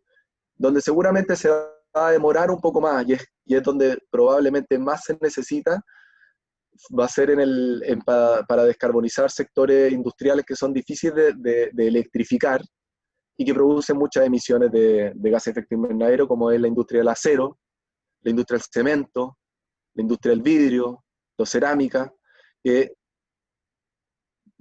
tiene que llegar el momento, no sabemos bien cuándo va a ser. Y en el caso chileno, nosotros tenemos fe de que pasen cosas en el transporte, pero tenemos mucha fe que la minería va a ser un sector que va a impulsar esto. Y si nosotros logramos avanzar con los consorcios tecnológicos, que las mineras se tomen esto en serio también y nos ayuden, creemos que eso nos puede acelerar y podríamos ver el hidrógeno ya algo como una realidad en el país dentro de los próximos años y de todas maneras dentro de esta década. Perdón, Marcelo, que... No, está perfecto, yo creo que estamos alineados, solamente complementar. El proceso Haber-Bosch para hacer amoníaco fue el que mató de cierta forma, al salitre chileno, ¿no es cierto? Entonces, por lo tanto, va a ser bien lindo poder revertir esa pérdida que tuvimos del salitre chileno y hoy día tener, posiblemente ser capaces de poder exportarte amoníaco verde que funcione para la agricultura, pero también funcione para los explosivos. Entonces, por lo tanto, yo creo que acá lo que importa es que alguna de las mineras firmen, porque en el fondo yo creo que los insumos de las mineras no son los explosivos los más importantes, y que sea hidrógeno verde para el explosivo no creo que sea tan determinante. Pero si estas mineras se ponen de acuerdo y dicen, mira, la verdad es que vamos a comprar un porcentaje de este nuevo amoníaco verde que está fabricando ENAEX, entonces puede quemar la primera etapa. Porque sin esa primera etapa no va a poder pasar la segunda etapa, que tiene que ver con bajar el hidrógeno verde para lo que sería la minería y el transporte de los camiones, ¿no es cierto? Después las etapas industriales, por lo tanto, 5 años, o que menos, 3 años, amoníaco verde, 10 años minería, pero si es que hacemos la etapa anterior, de lo contrario van a ser 10 años a partir de entonces. Generación de respaldo, 2040, el acero va a ser lo más difícil porque el acero, hoy día el carbón metalúrgico se utiliza para co-combustionar con este pellet, ¿no es cierto?, para poder, o sea, con los minerales, lo que hace CAP en Huasco y otros, y eso se puede reemplazar con hidrógeno, pero la brecha es tremenda, y por tanto requiere un impuesto al carbono de por lo menos $100, $150 la tonelada. Solamente con eso va a poder lograrse. Así que no es un tema de tiempo, sino son etapas de desarrollo quemadas, que en el caso de la renovable, otros países quemaron por nosotros. En el caso de hidrógeno verde tenemos que hacer nosotros mismos. Perfecto. Es un bonito ejemplo la renovable, ¿eh?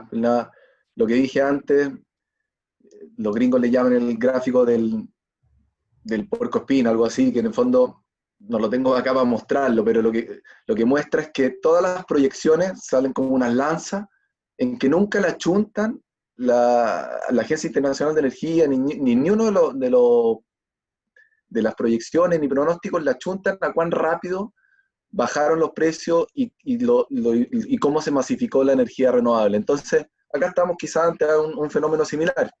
Puede ser mucho más rápido de lo que nosotros creemos, ¿ya? Lo que Marcelo hemos conversado y lo que estamos viendo en las llamadas por teléfono que nos tocan, lo que está haciendo Australia, lo que está haciendo Alemania, lo que está haciendo Corea del Sur, lo que está haciendo Japón, lo que está haciendo Marruecos, lo que está haciendo Arabia Saudita, uno le da muchas esperanzas de que esto es ahora y con mucha fuerza. Se están anunciando inversiones muy grandes en hidrógeno en el mundo.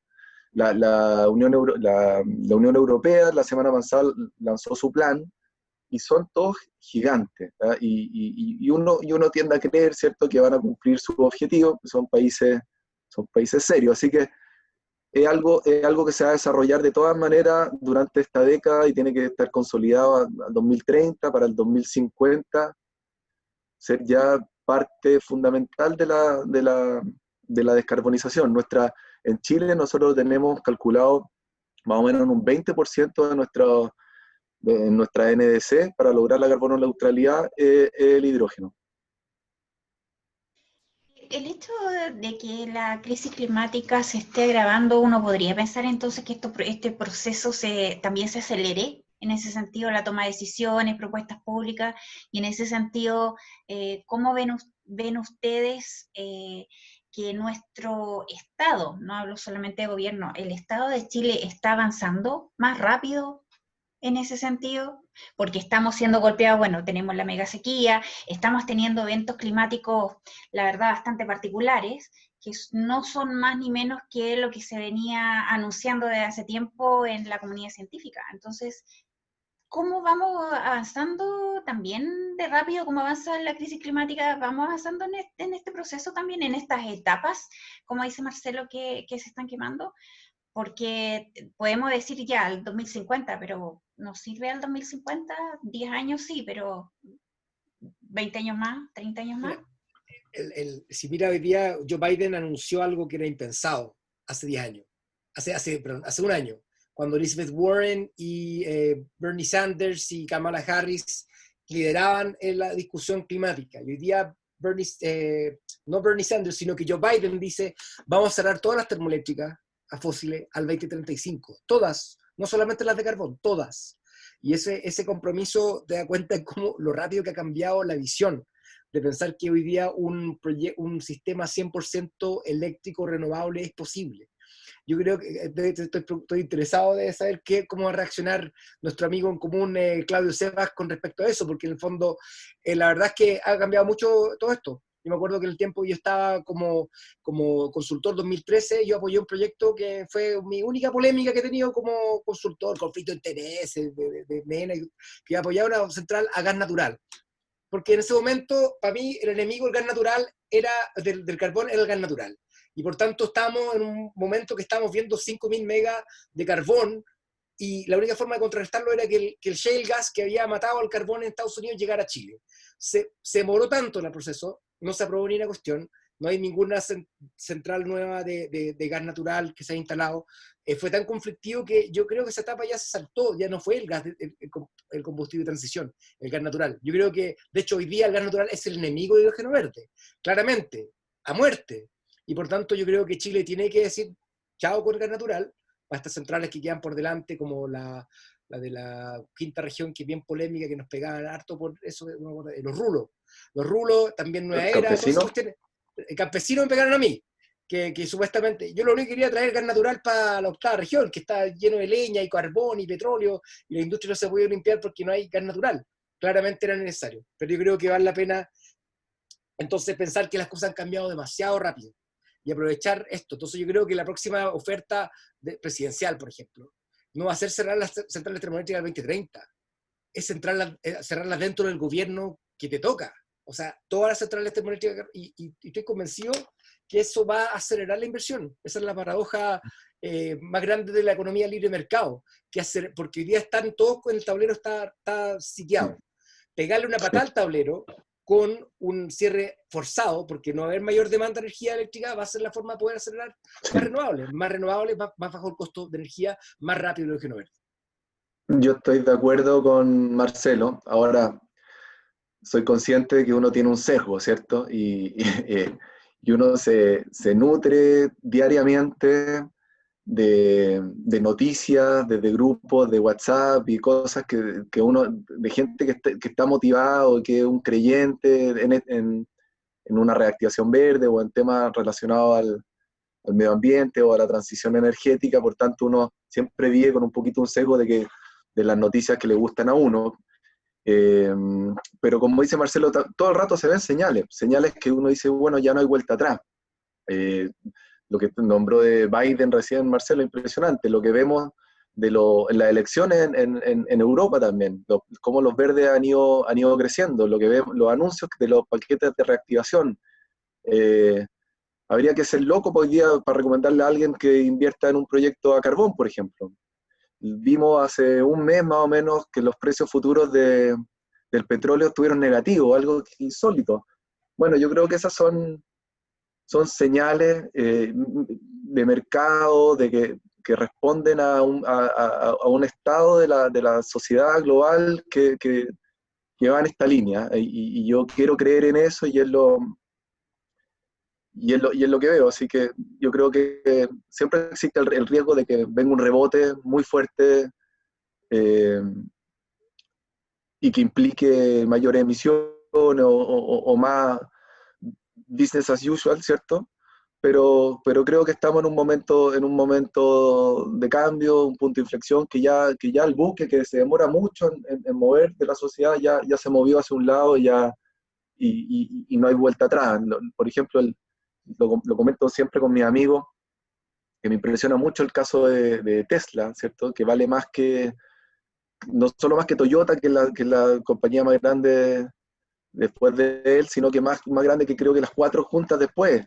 La empresa Nikola, que todavía no tiene ni un camión o camioneta de hidrógeno en la calle, ni uno, vale más que la Ford en bolsa, se abrió recién. Les paso el dato para que compren acciones. Entonces son cosas que te dicen, chuta, mira cómo está viendo el mercado. ¿Ah? Y yo creo que eso uno lo puede extrapolar a muchas cosas relacionadas con el medio ambiente y con la transición energética. Así que yo soy un optimista también, igual que Marcelo. Sí, bueno, todos los que estamos trabajando por la acción climática, nuestra bandera ahí, ser optimistas. La verdad, si no, no seguiríamos en esto. Franco Gerardelli dice, a propósito de proyectos que han aparecido en Mejillones y Tocopilla, ¿qué falta para que las propuestas consideren la planificación regional y se aprovechen, él es de Antofagasta, y se aprovechen sinergias entre descarbonización, desalación, hidrógeno, minería, exportación de combustible para industria naviera, etcétera? Cualquiera que pueda responder.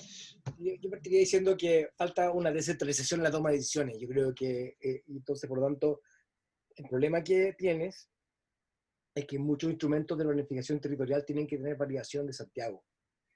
Planes reguladores, planes regionales, planes de ordenamiento territorial regional, planes reguladores comunales, todos requieren una aprobación absurda.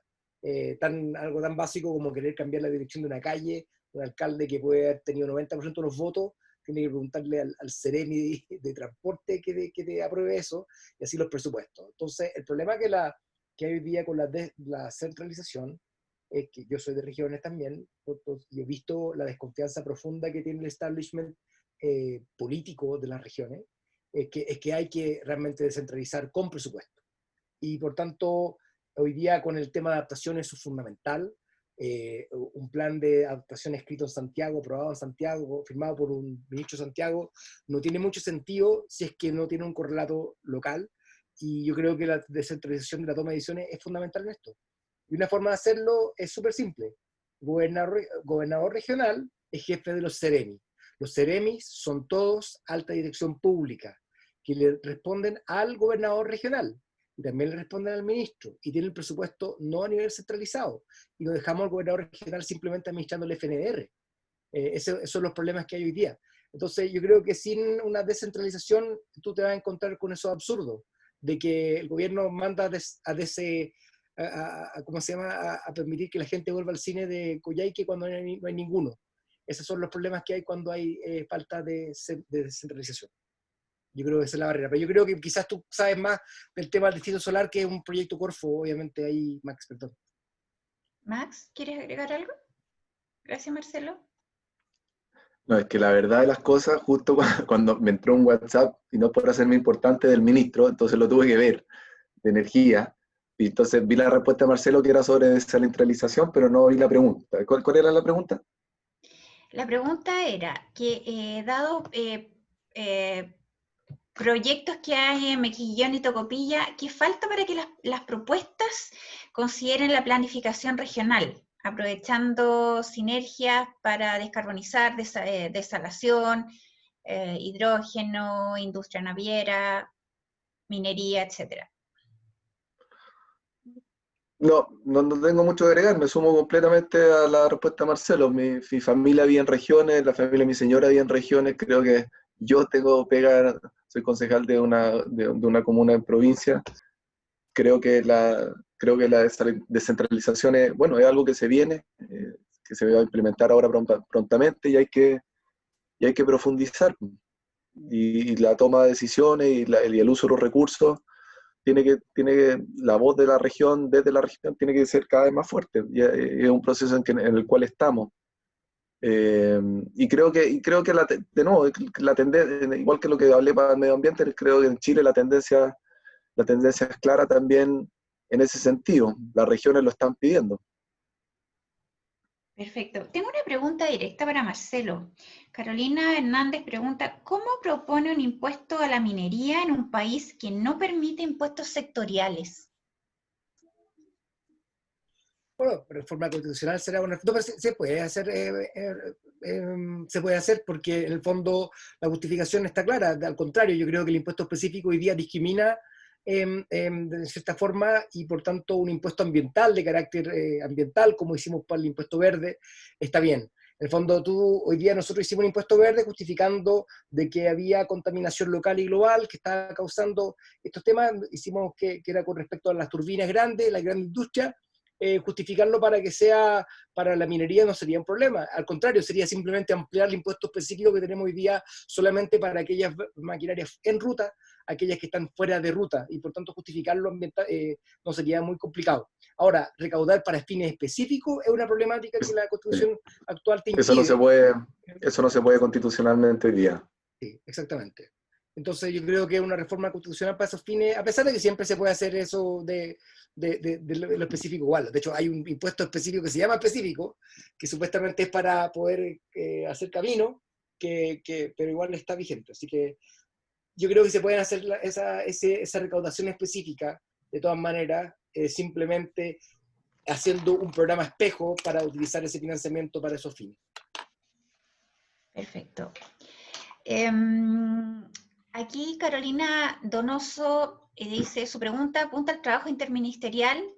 Dice, ¿existe un trabajo profundo interministerial respecto al tema para poder incorporar las tecnologías como se hace bajo el concepto de Smart City? O sea, si este tema del hidrógeno se incorpora bajo este contexto. Dale tú, Max, yo creo que estás más al tanto de las políticas. Sí.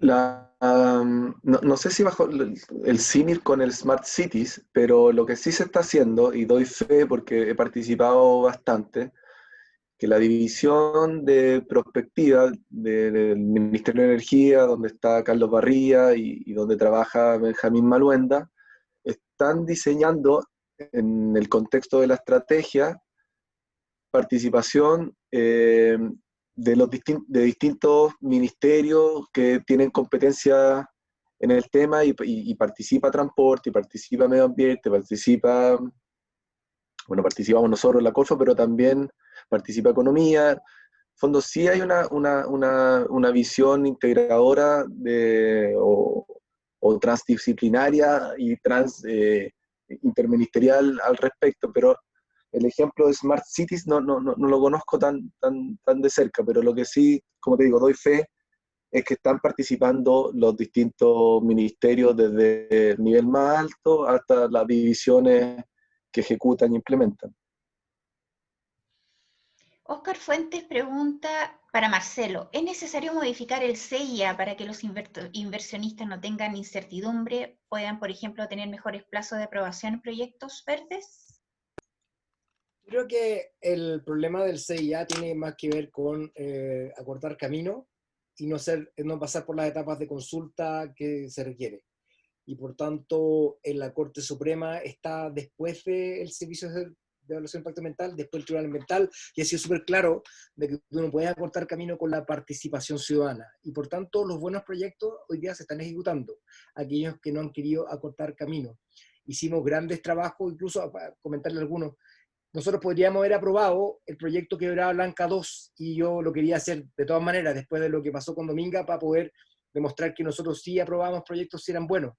Pero si acortamos el camino de esa consulta indígena, porque era en febrero, habríamos puesto en duda la aprobación permanente de ese proyecto. Y por tanto no lo hicimos. Hoy día ese proyecto está construyendo, está parado por otras razones más económicas que nada, pero se tiene un permiso ambiental vigente. Entonces yo creo que lo que tiene que aprender el sector acá es no cometer los errores de las tecnologías sucias. Es decir, participar anticipadamente, explicarle las tecnologías a la gente, levantar los problemas, porque claramente acá estamos hablando de estanques grandes de hidrógeno que pueden explotar y que tienen problemas de explosividad, que puede ser tan complicado como un tema de GNL, por ejemplo. No metáis susto. Pero lo importante es que las cosas tienen que ser donde poner un estanque de hidrógeno verde al lado de una comunidad. Pues. Entonces, en el fondo, las zonas industriales que sigan siendo industriales, que se utilicen esos espacios, que los puertos ocupen infraestructura existente, que no hagan como lo ha hecho la minería muchas veces, que cada puerto es para cada mina, sin compartir, digamos, infraestructura que ya está aprobada muchas veces, como el caso de Huasco, en donde, por ejemplo, el proyecto Nueva Unión hoy día está utilizando la infraestructura que no utilizó nunca la Freirina, ¿no es cierto?, la planta de AgroSuper. Entonces, yo creo que es súper importante ser más inteligente. El tema del agua. O sea, yo por lo menos en la estrategia de hidrógeno dije, o sea, acá tienen que dejar claramente dónde viene el agua, porque basta esa duda rápidamente que se empieza a propagar y empiezan las personas a preocuparse. Yo creo que hay que derogar el comité de ministros, está claro, eso está claro, pero resulta que tuvimos que ocupar el comité de ministros para rechazar un proyecto para que la gente se oponga, pero la cuestión se ocupó de lo más bien para aprobar proyectos en forma política y nadie reclamó. Entonces, yo creo que es una instancia redundante y necesaria el comité de ministros. Yo creo que se puede hacer eso, pero eso aplica para todos los proyectos, no para hidrógeno verde nomás. Oye, y quizá algo más, en lo más práctico, el ministerio está consciente, se está haciendo unas guías también, le encargó al CIA la preparación de unas guías para entender y que cuando les lleguen a evaluación proyectos de hidrógeno entiendan de qué se trata y cuáles son los temas a tener en consideración que pueden tener un impacto. Pero también tener claro que muchas veces se trata de integración de tecnología. ¿Eh? Cuando de hidrógeno verde tú estás pensando en tenéis que tener una fuente de generación renovable, que eso hay experiencia de sobra en el país, y después tenéis que la electrólisis y después manipular el hidrógeno, pero el hidrógeno hoy día ya se usa. El ENAP en su refinería utiliza al año cerca de 60.000 toneladas de hidrógeno para el proceso de refinación de combustible. Entonces, en el mundo se utilizan millones, no me acuerdo el número exacto de cuántos millones de toneladas de hidrógeno para la industria química, para los fertilizantes, en la refinería. Entonces es una tecnología conocida y es un gas más que tiene sus particularidades y riesgos en la manipulación. Pero no es, acá no estoy hablando y por eso en la presentación inicial, cuando mostré lo de las tecnologías, no estoy hablando de rocket science, algo absolutamente nuevo que nadie sepa cómo lidiar con él. Hay en Perú, en Cusco, hay un proyecto que hace, o sea, una empresa que en base a la generación eléctrica de una represa hídrica, obviamente, hace hidrógeno hace, no sé, 50 años. En Asuán también, en Egipto. No es algo nuevo que el CIA se enfrente a algo que no sepa cómo lidiar con él o algo muy extraño. Muchas gracias. Max, están pidiendo si puedes compartir la investigación de Cristian González que compara Chile con Arabia Saudita. Voy a pedirle la autorización a Cristian González. No, encantado, se lo mando. ¿Lo quiere que te lo mando a ti, Angélica, como esa memoria de cálculo que hizo? Ya, y nosotros sí, los que la requieran o estén interesados, tienen nuestro correo de acción climática y nosotros lo enviamos a través del correo. Sí, lo que decía Max, con respecto solamente para contar una última anécdota que me acordé. La primera vez que vi un reactor de hidrógeno fue cuando fui a Watts, el año 98, y había una tremenda columna por la cual se hacía pasar aceite de pescado, ahí con sangre, bien terrible, y hacían pasar este hidrógeno para hidrogenar este aceite para hacer margarina, que era, Claro. ¿cierto? Hoy ya sabemos lo que esto es medio tóxico, poco sano. Después de eso nunca más comí margarina porque lo encontré la cuestión más antinatural de mi vida, pero lo que quiero decir con esto es que el hidrógeno se ha utilizado ampliamente en nuestras vidas, históricamente. Y si se quema, no va a causar derrames, no va a causar muerte, digamos, si hay alguna fuga. Así que yo creo que esa es la gracia. Se quema y se transforma en agua. Lo otro genera la gran cantidad de cancerígenos que hemos inventado en el mundo y justamente lo hacemos donde la gente respira, ¿no es cierto? En la calefacción, en el transporte. Así que yo creo que es muy importante la oportunidad que tenemos hoy día de transformar la identidad productiva del país, de uno que se va a agotar, porque el cobre se va a agotar, y dejar las bases de los próximos 100 años de crecimiento económico con una economía de hidrógeno. Y eso yo creo que realmente es pensar en el futuro. Bien, me hiciste recordar, Marcelo, a propósito de la margarina. Bueno, yo no como margarina hace mucho tiempo. En bioquímica, en la cadena del carbono, fue suficiente aprender también y nunca más comí margarina por lo tóxico. No, no es comercial en todo caso, pero bueno.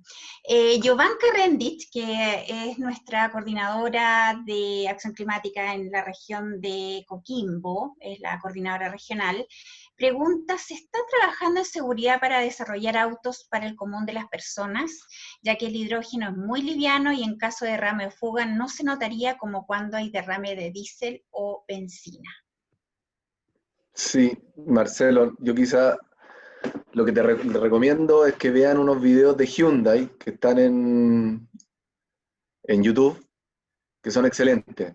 Y si no les basta con eso, que vean lo que está haciendo Daimler, la Mercedes, lo que está haciendo Toyota, eh, pero los videos de Hyundai los vi hace poco y son muy buenos. Lo que pasa es que son temas de percepciones también, porque uno está acostumbrado a andar en un auto arriba de un combustible, de un estanque con 50 litros de petróleo o de gasolina o, o benzina inflamable. O uno está acostumbrado y no tiene susto cuando se sube en Buenos Aires a un taxi con nafta. Pero acá es básicamente lo mismo. Lo que pasa es que el hidrógeno tiene otras características, pero que son manejables como en su minuto se tuvo que manejar otro combustible. Pero la electromovilidad con hidrógeno está avanzando súper rápido.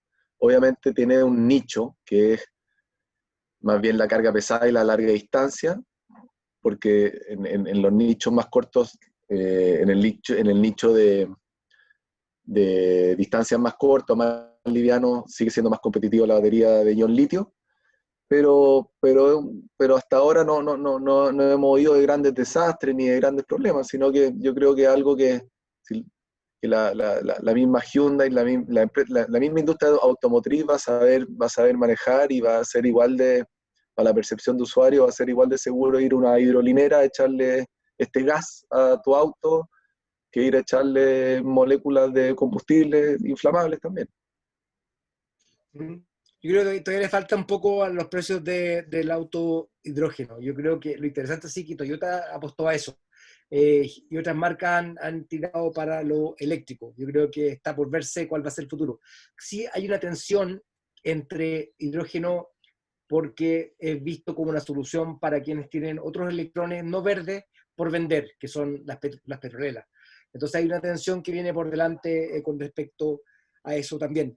Así, pero yo creo que lo que va a terminar pasando es que es una carrera que está por delante y el más barato va a ganar. Y ojalá que no pensemos que todas las soluciones van a ser con transporte privado únicamente. Yo creo que partir por transporte, digamos, de público, pero van a haber aplicaciones que se van a ir dando. Entonces, el bus de Santiago va a ser eléctrico por un buen tiempo, pero el bus interurbano va a tener que ser de Santiago hasta Pucón, va a tener que ser con hidrógeno. Entonces yo creo que va a ser súper interesante lo que podemos lograr con esto. Y como Chile no tiene caballos en la carrera, porque no es un país de petróleo, yo creo que va a poder funcionar bastante bien.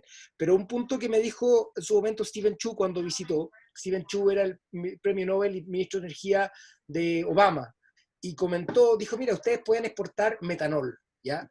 Hidrógeno verde, metano, metanol. Ese metanol se puede utilizar en cualquier motor de combustión interna. Entonces también yo creo que esta cuestión, mientras tú seas capaz de poder transformar esta energía eléctrica y hacer el proceso inverso de reducción para generar un energético, yo creo que esta cuestión va a ser que gane el más mejor. O sea, puede que sea más barato en su momento probablemente tener auto metanol, porque en el fondo la persona que se compra un auto a benzina hoy día va a tener ese auto por lo menos 10 años, 15 años dando vueltas. Y por tanto, por mucho que encontramos una solución eléctrica o de hidrógeno, probablemente ese auto va a seguir circulando. Y va a ser bueno que sea otro combustible que le sirva ahora mismo, que no sea para el futuro. Con respecto a homologaciones, yo creo que el 3CB del Ministerio de Transporte está listo para esto. Ya fue capaz de poder homologar híbridos, eléctricos, gas natural. Yo creo que no va a ser difícil homologar vehículos de hidrógeno, y si es que no lo han homologado hasta ahora. Muchas gracias. Vamos a ir con las últimas 3 preguntas. ¿Ah? ¿Qué posibilidad, Oscar Fuentes pregunta, qué posibilidad es que, o hay que, de que los proyectos estratégicos de Corfo tengan un proceso especial de aprobación ambiental? Esto va, imagino, directamente para Max. No sé. No, sería súper impugnable, o sea, Difícil porque pregunta, igualdad de trato, sí, po. porque Tiene que ser igualdad claro, de trato ante la ley. pero mira, lo que sí conocemos, y Marcelo lo ha vivido dentro del gobierno, es que y es público, ¿cierto? Por ejemplo, la oficina GPS, que hoy día se llama Gestión de Proyectos Sustentables, creo que es la sigla, ¿cierto? Sí hay proyectos que para los gobiernos son prioritarios porque, por a veces motivo, en que se busca, sin saltarse ninguna regla del juego, obvio, eh, con igualdad de trato, tratar de que no queden entrampados donde no debían quedarse entrampados, ya sea por repetición de atribuciones de distintos servicios o burocracia adicional. Entonces, más allá de eso, lo veo difícil, pero siempre, y es natural, que como cuando uno tiene un hijo, ¿cierto? Y que tiene un cariño especial y lo trata de ayudar, obviamente, que si hoy día llega un inversionista y quiere instalar un proyecto que no va en línea con la política pública declarada del gobierno, probablemente no reciba el mismo apoyo transversal y que se va a materializar en velocidad, en cosas que un proyecto como por ejemplo, una solución hídrica para la provincia de Petorca, que nadie se podría negar, ¿cierto? Entonces, obvio, yo creo que la ayuda va por ahí, y lo digo porque desde lo más alto de esta administración, y como es transversal también políticamente, se quiere apoyar a los proyectos de hidrógeno. Por tanto, yo creo que es un buen momento para atraer inversiones o para mismas inversiones nacionales, ¿cierto?, en hidrógeno. No veo, no, y Marcelo aquí tiene mucha más experiencia que yo eh, en cómo los proyectos se quedan entrampados en los grandes proyectos de inversión, pero es mucho más fácil hoy día, por ejemplo, sacar un proyecto de energía renovable, un proyecto solar, fotovoltaico en el norte, que construir obviamente una represa, o mira lo que le pasa a Alto Maipo comparado con cuán rápido sale un proyecto eólico que genera la misma cantidad de megawatts como que tiene Colbún en Taltal. Entonces, yo creo que ahí está la ayuda, es natural, ¿cierto? Que hay proyectos que son vistos públicamente como más queribles por la sociedad toda. Y hay que ocupar herramientas como la evaluación ambiental estratégica en el contexto de la ley de transmisión, por ejemplo. Porque lo que ocurre hoy día, que nos tocó a nosotros tramitar Cardones Polpaico, que fue un parto terrible, porque en el fondo un trazado que no está hecho, los gallos le da con pasar por bosque nativo, en el caso de tu comuna, Max, que de repente un dueño de algún terreno quería hacer un aeródromo y por tanto tenía que tirarte 600 metros para adentro y no tenías por dónde pasar, en el fondo con todos los conflictos. Y eso fue porque no había una planificación ni una orientación, siendo que era tan estratégico para los proyectos solares. Y por eso la gente al final terminó aceptándolo, porque en el fondo se transformó en un proyecto NIMBY, que solamente afectaba localmente a alguien, pero era un proyecto que se veía como importante porque las empresas de solares estaban quebrando, porque no eran capaces de poder transmitir y vender la energía, ¿cierto? Entonces eso era fundamental. Ahora estoy preocupado, porque hoy día efectivamente este sistema existe, pero no está siendo utilizado. Yo creo que es fundamental que se use, porque de lo contrario, lo que va a pasar es que nos vamos a encontrar con que el que tiene mantiene. Los que se favorecen de no tener más transmisión son los incumbentes. Entonces yo creo que es fundamental que haya mayor transmisión, y este tipo de proyectos hay que utilizar herramientas como la evaluación ambiental estratégica, donde se define una prioridad estratégica para el país para poder permitir por lo menos que sea puesto en un lugar donde todos acordaron que no debería haber problema.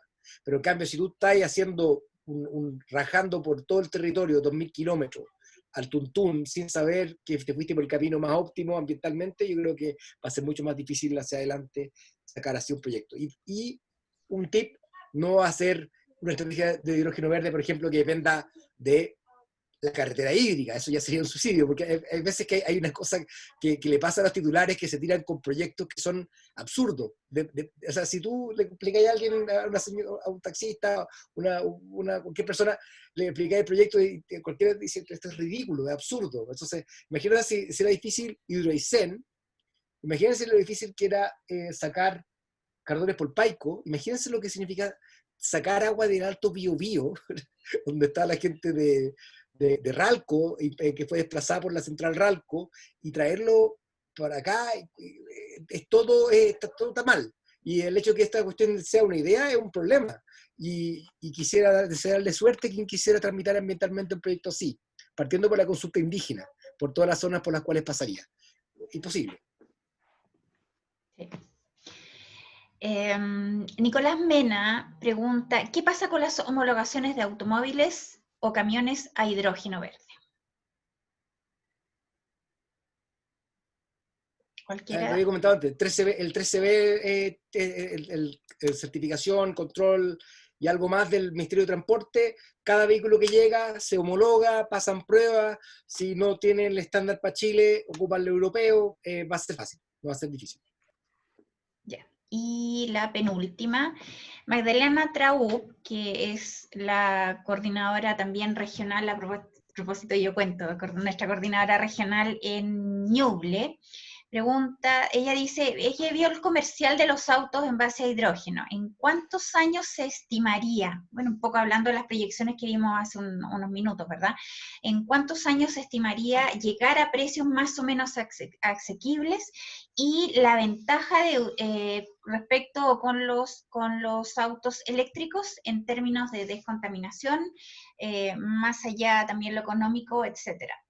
O sea, la comparación entre unos y otros. En precio no sé, en precio no sé todavía, pero no, son más caros. Me han llegado fotos y está en internet, ¿eh? Uno puede buscar cuánto vale echarle 1 kilo de hidrógeno a un auto hoy día en Europa, en Alemania. Hay hidrolinera y en California también. Y cuál es el costo alternativo. No, son más caros, eso estoy seguro. Ahora, como dice Marcelo, quizás la solución no es el auto privado. La solución el auto privado quizás puede ser para muy poco, y la adopción masiva va a venir por el transporte público, por el tren, por el bus interurbano. Entonces, el momento de cuándo va a ser competitivo, bueno, va a depender de muchos factores, como hablamos antes, va a depender del precio del carbono, va a depender de la escala de los proyectos también. Es muy distinto, los números cambian muchísimo con la escala de los proyectos y cómo se empieza a masificar, pero lo que sí sabemos es que se va a adoptar, y se va a adoptar en el transporte, porque Europa, por ejemplo, ve una posibilidad real de dónde adoptarlo tempranamente, es en el transporte, no así con la descarbonización, como dije antes, de sectores industriales más difíciles. En el transporte sí es algo posible. Y hay que tener una cuestión clara, la mayoría del transporte es con celda de combustible, que es un proceso electroquímico que finalmente es un auto eléctrico. El auto a hidrógeno tiene un tanque con hidrógeno, pero ese hidrógeno no se combustiona, sino que pasa por una celda de combustible y se transforma en electricidad, y que además tiene una batería pequeña de litio, la mayoría de ellos, no sé si todos, pero el Toyota sí, por ejemplo, porque el litio le da la potencia inmediata, ¿cierto? La agilidad, y el hidrógeno le da el alcance. Entonces, son ahí el Hans Kullenkampf, quien dirige y quien creó la Asociación de Hidrógeno de Chile. Les recomiendo visitar su página, es muy didáctico las presentaciones de él, hace la analogía entre dos atletas. El auto a batería de litio es como un atleta, un velocista de 100 metros plano, pura explosión. En cambio, el de hidrógeno es como un keniata, un maratonista, que tiene menos explosión, pero tiene un largo recorrido. Entonces, las tecnologías compiten, pero tienen nichos bastante distintos. Solamente para poder especificar lo que tú acabas de decir, hoy día el auto eléctrico tiene pérdidas en la transmisión y la batería algo, pero desde la energía que se genera a lo que se transforma en poder motriz es como 76%. En cambio, el hidrógeno tiene ineficiencia en el almacenamiento porque tenéis que meterle energía para almacenarlo, para mantenerlo helado, para transportarlo. La eficiencia de la celda de combustible tampoco es tan alta, es como la combustión interna, en torno a un 30%, y por tanto la eficiencia total global es en torno a un 30%. Entonces, por tanto, va a ser menos competitivo de lo que uno pensaría. Pero sí tiene la ventaja de que, por ejemplo, si yo quiero ir de Santiago a Pucón y no embarcarlo en la aventura que le propongo a mi esposa, de parar cada 200 kilómetros por 40 minutos y esperar que nadie más esté cargando en la electrolinera, yo creo que, dicho ese realismo que hay con respecto a eso, yo creo que hay que considerarlo. Yo creo que la ventaja está ahí clara con respecto al hidrógeno en cuanto a la autonomía. Es una realidad. Y tú, no sé, Maxi, ha ido a zapallar en auto eléctrico, pero la verdad es que llegáis raspo. O sea, en el fondo yo iba a Viña el tiempo que estuve como profesor y tenía que al comienzo que cargar a la llegada, porque cuando no alcanzaba a llegar a Viña y subir de vuelta hasta Placilla. Y olvídate en estos momentos actuales de que esté utilizándolo un taxista, de los cuales hay varios que ocupan esa electrolinera, de los cuales me he hecho amigo todo este tiempo. Pero lo que importa entonces es que hay una carrera con electrolinera para poder ponerla. Pero la gracia del hidrógeno verde es que tú no requieres tal nivel de sofisticación, porque la carga pesada, lo que veía, por lo menos lo que decía Nikola, de la empresa Nikola, es que 80% de los viajes, y va todavía en Chile, porque como es este eje norte-sur, con ¿cuánto? Unos 10 lugares de Veno, con 5 grandes hidrolineras, estáis listos. Y podéis entonces abastecer a gran parte del transporte pesado de Chile. Así que yo creo que va a ser incluso... Y cargan muy rápido. Sí, pues no hay que quedarse a comer en cada uno de los lugares, como me ha tocado a mí pasar una cantidad exorbitante de tiempo en las bombas de benzina en comparación con mi comodidad. Están preguntando si ambos pueden compartir las presentaciones. Sí, no hay ¿Están problema. autorizados? ¿Sí? Sí, no hay problema. Ya. Después ahí les enviamos a través del correo electrónico, les voy a dar el correo a ustedes después y nosotros a los que les interesa también se los compartimos. Bueno, para ir cerrando, la conversación hoy día era hidrógeno verde, el combustible futuro. ¿Es el combustible del futuro? En Chile, ¿es el combustible del futuro? Si cada uno puede cerrar en ese sentido para terminar hoy día, con lo que quieran. Ojalá. Marcelo, aquí viene. No, está una última pregunta, perdón. La última, última, dice, uso del agua pesada como alternativa. Me diga, es un tema más nuclear. Yo creo que no hay alternativa, ninguna opción nuclear por delante. Es caro, lento, imposible aprobar ambientalmente. Entonces después ven reclamando muchas veces, oye, ¿por qué el CIA no me da certeza? Bueno, es que yo tengo toda certeza que un proyecto nuclear jamás sería viable en Chile. No, yo creo que ojalá que no sea el proyecto que siempre se habla de algunas tecnologías que en 10 años más, y pasan las décadas, 10 años más y 10 años más. Yo creo que en este caso no. Hay una oportunidad de poder invertir en esta transición. El próximo gobierno, y lo que va quedando va a estar marcado por la reactivación económica y por tanto haciendo inversión contracíclica. Yo creo que el momento de ahora va a poder empezar a destrabar y quitarle la cadena que tenemos hoy día a que los inversionistas institucionales, por ejemplo, que hoy día están limitados muchas veces de cómo poder invertir en temas por el nivel de riesgo, sean capaces de poder amortiguar el riesgo con las garantías estatales que pueda establecer el gobierno para que estas inversiones sean viables, porque hoy día hay liquidez, hay interés de invertir en tecnologías limpias, hay demanda, pero hoy día no están estos proyectos listos. Yo creo que hidrógeno verde puede ser una chance de poder darle rentabilidad alta a los inversionistas que están mirando los próximos 20, 30 años de inversión y no los próximos 6 meses. Lo que Max. yo, sí, de lo que estoy convencido es que el mundo le tiene que ganar, o no tiene que ganar, porque es como un término medio que implica como una competencia, pero tiene que superar su dependencia de los combustibles fósiles, que funcionó muy bien durante muchos años, pero hoy día tiene una externalidad que nos tiene muy mal. Y para ganarle al reinado, o para superar el reinado de los combustibles fósiles que dominan nuestra vida, todo nuestro quehacer, todo está fabricado, la- nos movilizamos y todo tiene que ver con la energía y la energía tiene que ver con los combustibles fósiles. Tenemos que buscar alternativas y el hidrógeno verde es uno más dentro de esa parrilla de alternativas, como también lo es la eficiencia energética y distintas fuentes de la electrificación, en fin, pero el hidrógeno verde de todas maneras está llamado a ser un actor más importante. Y por eso, por ejemplo, Chile está viendo un 20% del cumplimiento de sus metas de NDC.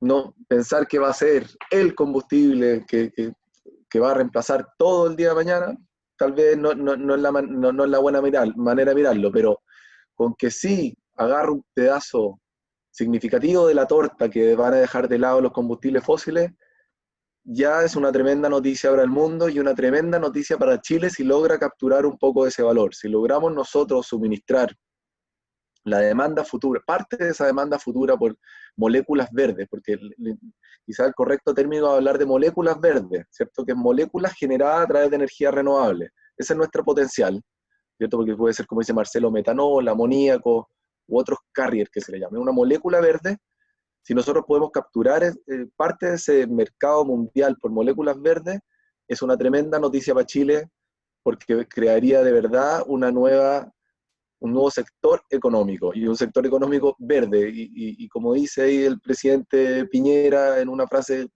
que es muy buena, que dice que somos pobres en energía del pasado y ricos en la del futuro, bueno, esto tiene que ver con eso, porque Chile puede transformarse en un exportador de estas moléculas verdes y ahí también es interesante, para otra oportunidad podemos conversar sobre la historia del salitre, que ahí algo mencionó Marcelo, el proceso Haber-Bosch, como en un minuto nos mató, ¿cierto?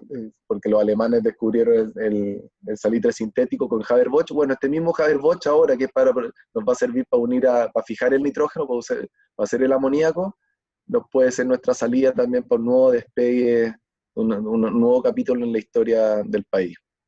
Así que eso. Muchísimas gracias a ambos. Han llegado muchos comentarios de agradecimiento para ambos y felicitaciones por las presentaciones que han sido muy, muy informativas y educativas. Agradecemos a todos nuestros asistentes. Gracias también especial por acompañarnos en estas actividades de acción climática, de Evópolis Acción Climática. Los dejamos muy cordialmente invitados para el próximo martes. Tenemos otro invitado, vamos a contar con la presencia del ex subsecretario de Medio Ambiente, Jorge Canals, y tenemos otras actividades. ¿Perdón? El mejor, es lo más grande de Jorge Canals. Bueno, Es un humorista, él tiene un humor muy fino, así que sáquele chistes. ya, lo vamos a tener muy presente. Él va a estar con nosotros el próximo martes y posteriormente también vamos todos los martes ya prácticamente copados o ya agendados con actividades tenemos prontamente sobre la crisis climática y salud, vamos a tener otros conversatorios con el tema animal también, así es que estamos invitándolos a todos desde ya. El encuentro hoy día está siendo fue transmitido ya una hora y queda grabado en nuestra página de Facebook. Y además, de aquí a mañana, máximo pasado mañana, va a estar en nuestra nueva red social que es YouTube. Así es que también estamos ahí cubriendo un poquito más con nuestra acción climática. De nuevo, muchas gracias Marcelo, Max, por haberse dado todo este tiempo, por habernos enseñado, aprendimos mucho todos. Así es que invaluable, impagable el haber contado con ustedes acá, y de todas maneras podemos y esperamos contar con ustedes en otro tema en una nueva oportunidad. Así que Gracias, muchas Angélica. gracias. Muchas gracias a todos y gracias a Felipe de la Fuente también, nuestro climático tech, que nos ayuda ahí con todo el soporte en Facebook, YouTube y los otros. Muy buenas noches, que descansen y cualquier comentario adicional, por favor, a través de nuestros correos. Muchísimas gracias, cuídense y sigamos todos, que nos queda un tiempito todavía de ciertos confinamientos y todo con todos los resguardos, mantener todos los resguardos posibles. Muchísimas gracias de nuevo, muy buenas noches. Gracias.